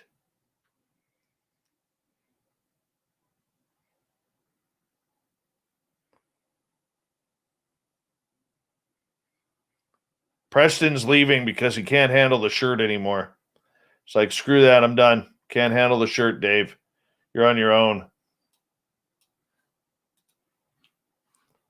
All right, where's that cutoff point right there? I think it's right about there.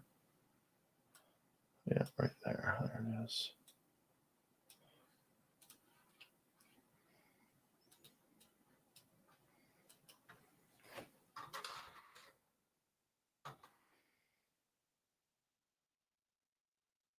Thank you, Logan Cullen. Obviously, you've got some good taste.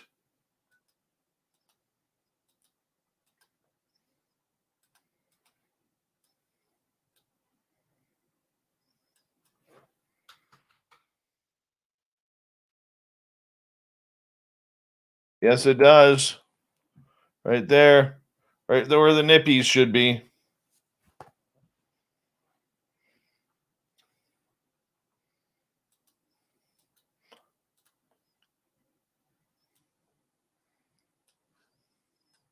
I do have to go clothes shopping, though. I look at my wardrobe every day and I'm like, oh, really?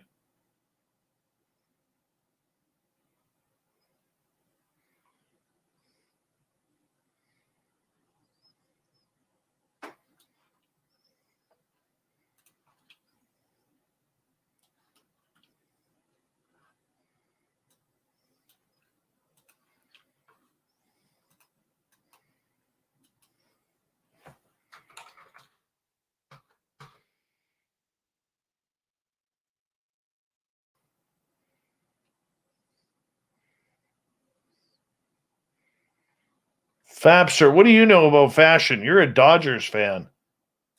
That doesn't count for much. Oh, Cat Chaser, thank you so much for that awesome super chat. Much love to you. Thank you.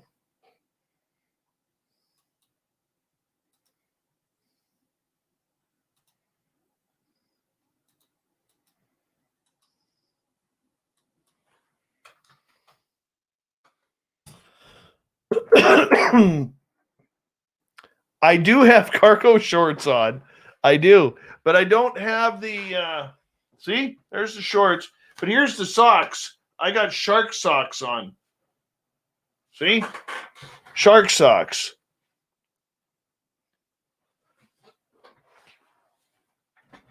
Uh-huh.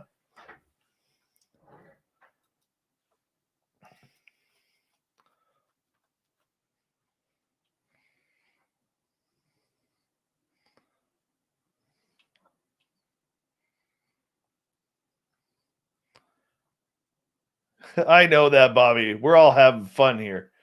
That's the main part. I can take a good ribbon.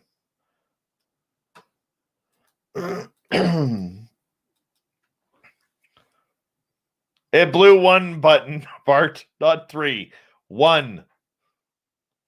Holy cow, Chris. 48-hour shift? What do you do, buddy? 48-hour shift. Tell me that's not just 2 straight days.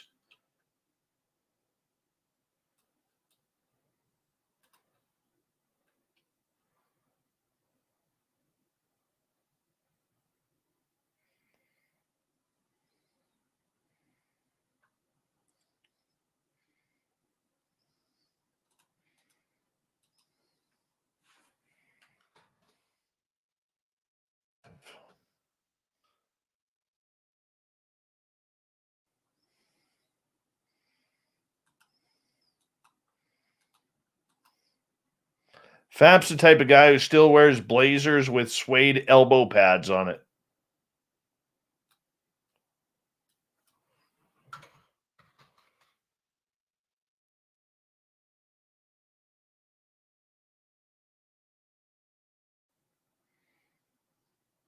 $48 on, $96 off.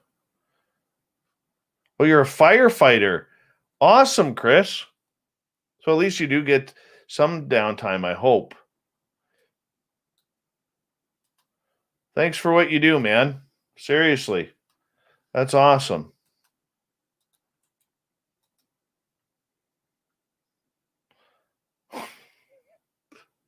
I'm facing west, Barther. I'm facing west. You know how far that button would have had to travel to get to Northern Ontario?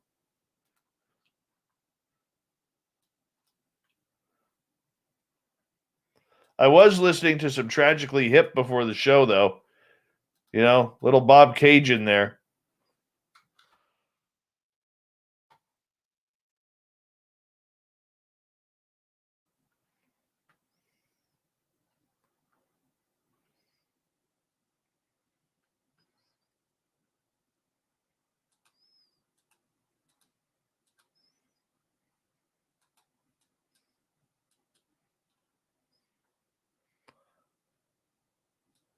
Hey, Barther, are you a Hip fan?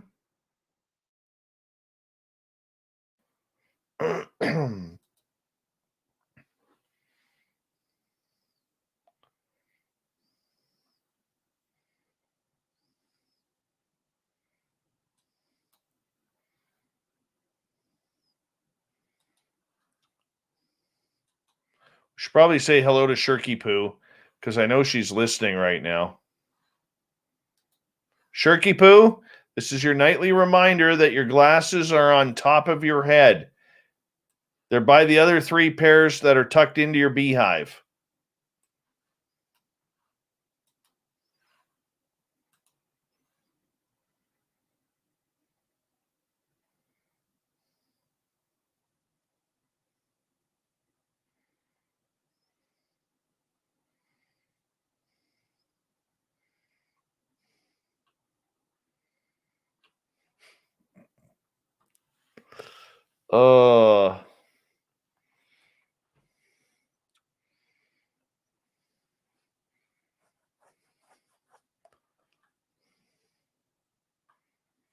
Oh, thank you, Preston. I appreciate the super chat. Thank you. It's awfully nice, man. Thanks so much. We'll put that up there. Thanks, UFO Not.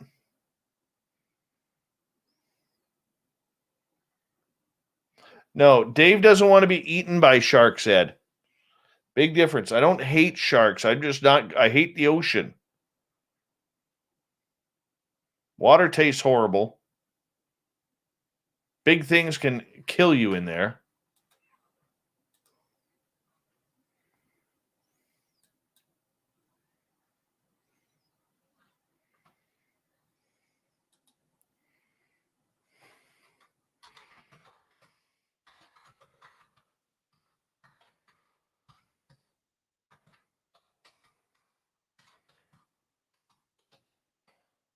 Where did you email that to?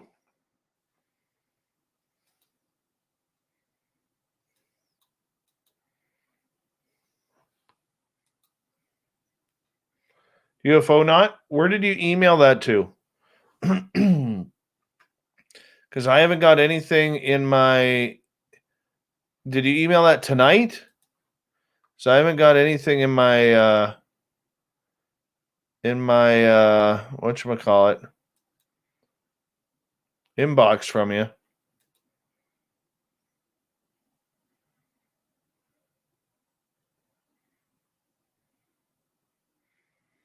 Oh, I did get some earlier ones from you. What is this? Jennifer Hawkins, thank you. Thank you. That is awfully kind. I appreciate that. Thank you. Yes, I did get them, buddy. I'm planning on trying to go through a bunch of stuff tomorrow. Jennifer Hawkins, where are you from?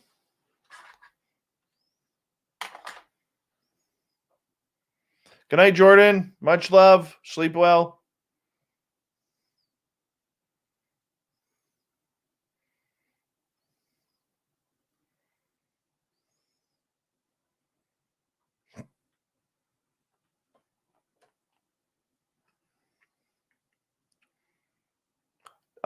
No, we haven't been deleting his comment. Who's been deleting his comments?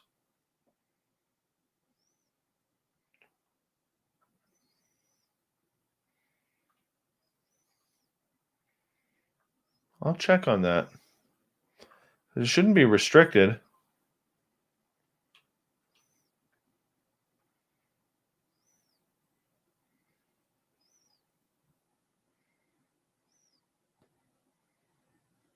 Oh.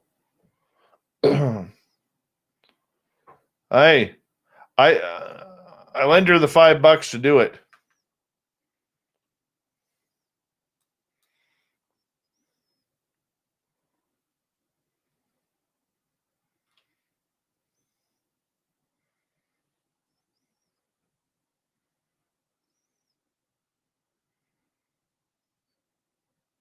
That's right. Jennifer Hawkins likes Dave's shirt. Unlike you, Vin. Unlike you. Got you, Preston. Now I get it. Mitchell Darling, what's happening? Welcome.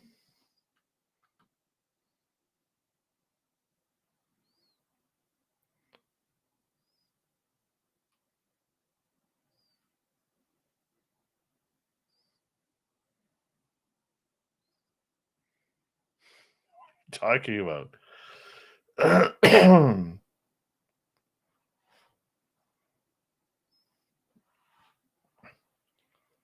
Oh, she's in Texas but lives in Missouri.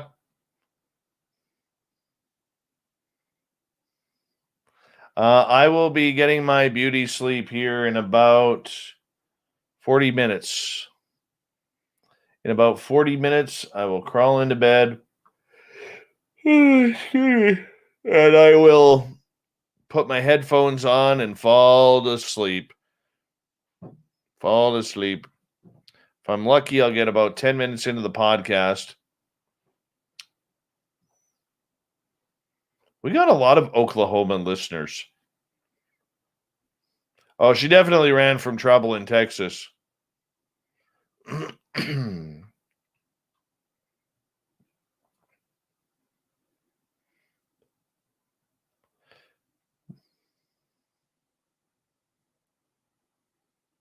Good night, Mama Susan. See you tomorrow.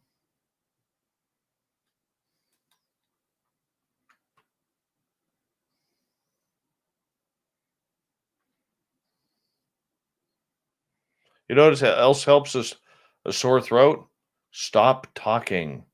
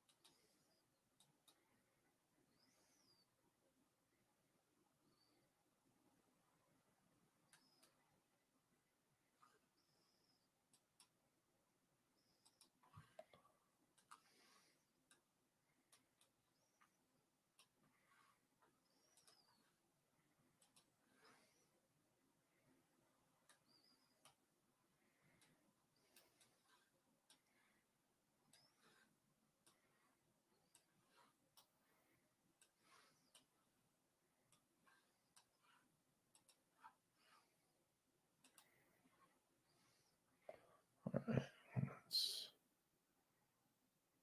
do this.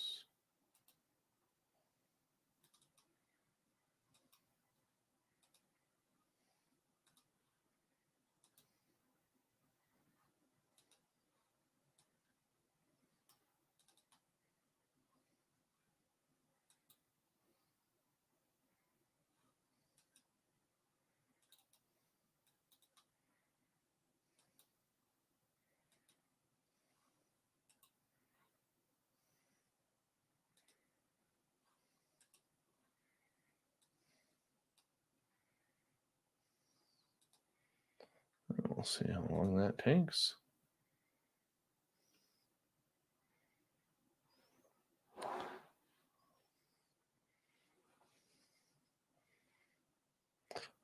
Yeah. Jesus, Fap. She's brand new. Let her at least get comfortable in her chair here.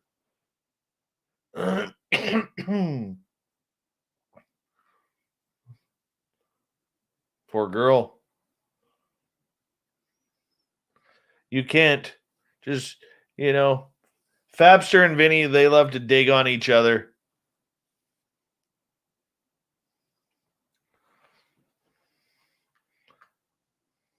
If you ever watch South Park, Mr. Mackey's character was drawn on Fap.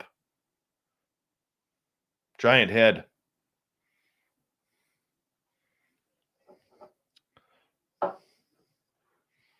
Hey, gorgeous Jessica Lee is still here. There she is. Give us a wave, Jess. Give us a wave.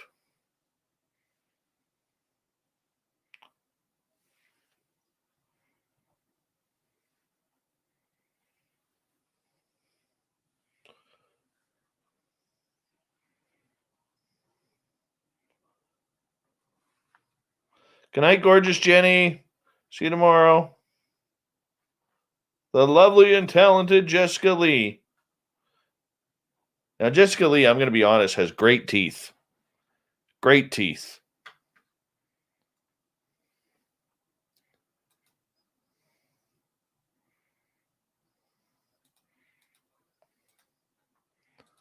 All right. So let's...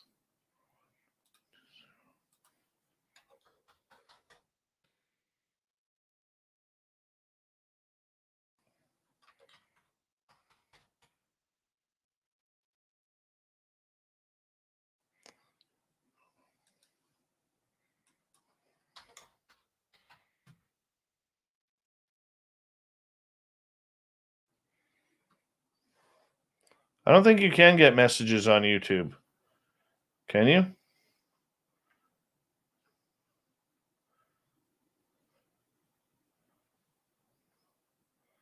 Wow. Canadian Tire doesn't have gas stations, Barther.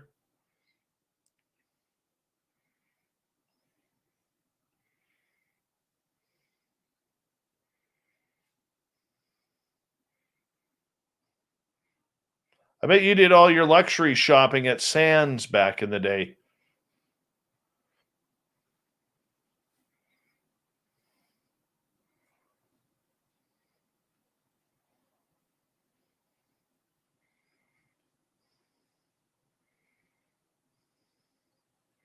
If he hits on older women, then I should be safe as long as he's above 27. I'm not worried.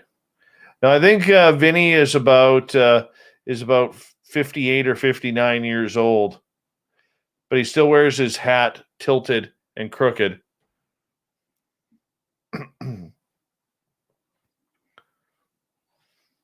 I think he's 57 or 58, maybe pushing 59. He's got a club foot, too.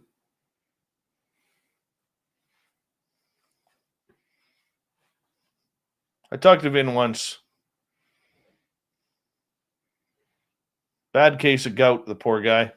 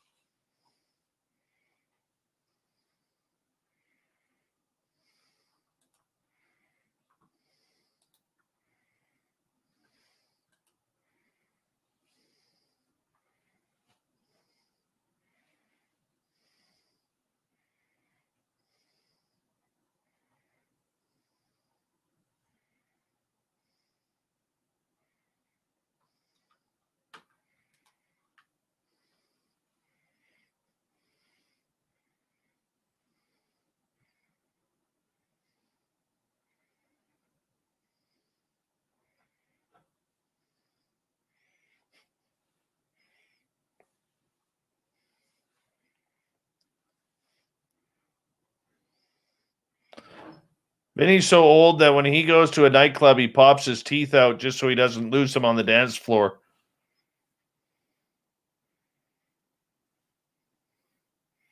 He puts them in that special pocket.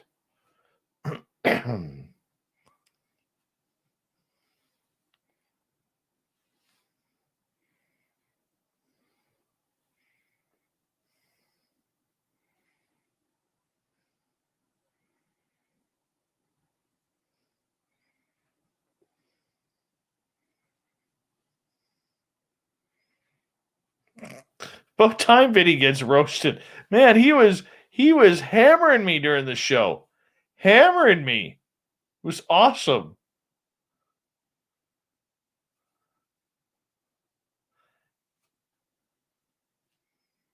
It's actually short for Vanessa.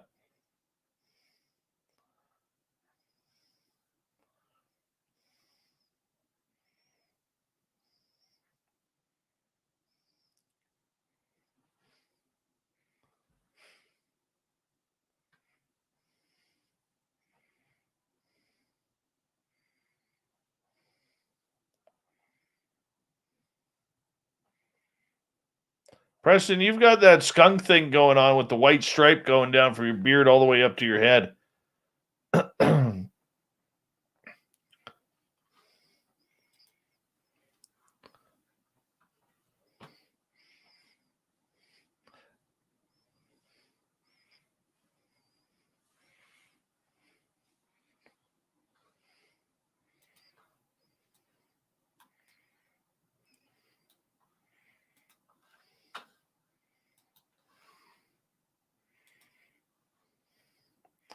You know what a nightmare for Fap is? Being stuck at a carnival with kids throwing darts at his head, hoping it pops so that way they can win a prize.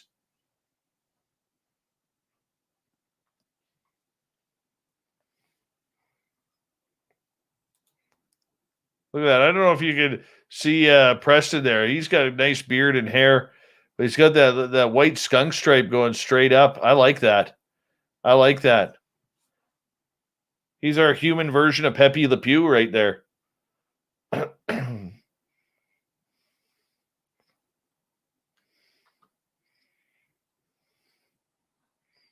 Love it.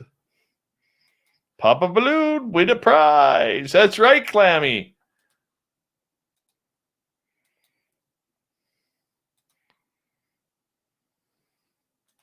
Oh, on a serious note, if you are an ET experiencer, let me know. Next week, I'm going to be doing a show on experiencers. I'd like to add one or two more. Hit me up privately on social media. I'd love to bring you on.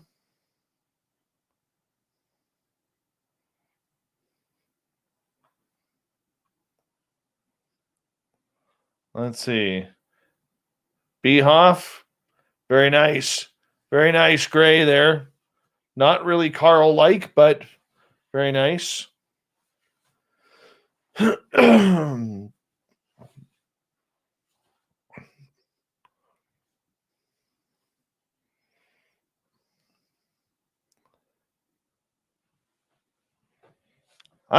can tell that he has nice hair. I can totally tell. I made that comment, I think, earlier this week or last week.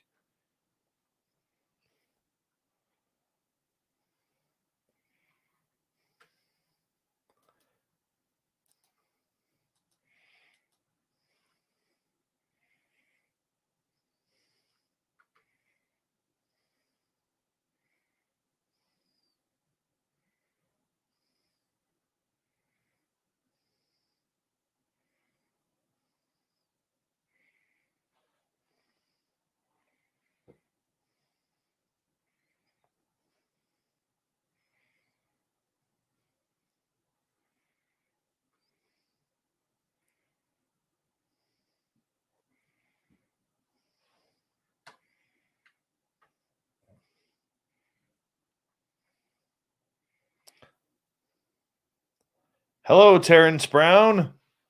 What's happening?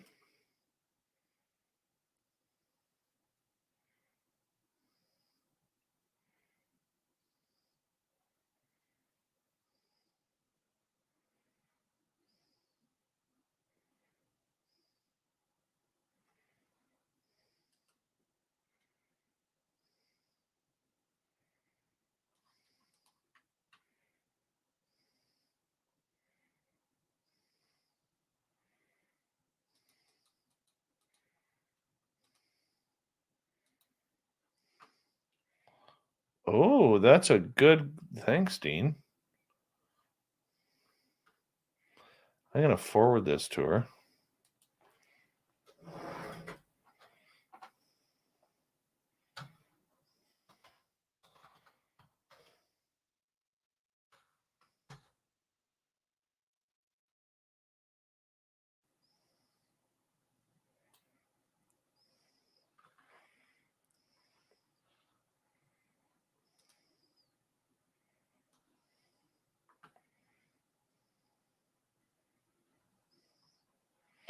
Oh, yes. I'm not that far in the forest, though. Like, I kind of live in my town is kind of offset, and like bears and everything wander through. But I would have to go. Closest forest would be about a mile and a half east of me. But that's at a ranch.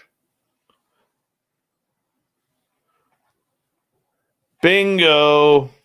That's a beautiful one. That one's getting posted right there. Vive les habitants tonight, eh? C'est le bout all over the place.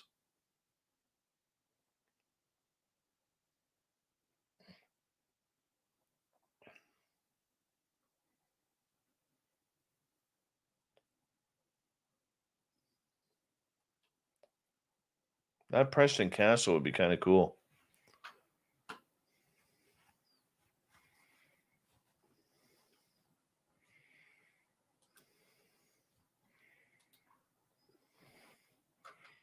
All right, everyone. Tomorrow night on the show, Gary Voorhees is here. And we are going to be talking about UFOs, the Nimitz incident, what's going to be happening with June 25th as we continue a bunch of show specials on that. And if you haven't heard Gary speak, he's really good dude, man. Great beard. Fantastic. Oh, excuse me. Want to say a big thank you to Jennifer, to Preston, to Cat Chaser, Ed, Vinster, DB Cooper ×2, Andrew, Elaine, Carla, Madison, Donna, Cedric, Chad, and Science Bob for the amazing super chats tonight. Really do appreciate it. Thank you to our guest, Varla Ventura and Merle, for coming on in. Big thank you to all the veterans who listen to this show. We absolutely love you. Big win for the Montreal Canadiens tonight. And a big thank you to each and every one of you hanging on out in our chat room. It really means a lot watching our numbers grow and grow and grow. It's pretty incredible. So we'll see you all tomorrow night. Thank you so much for your love and spending time with us. We really do appreciate it. We'll see you tomorrow.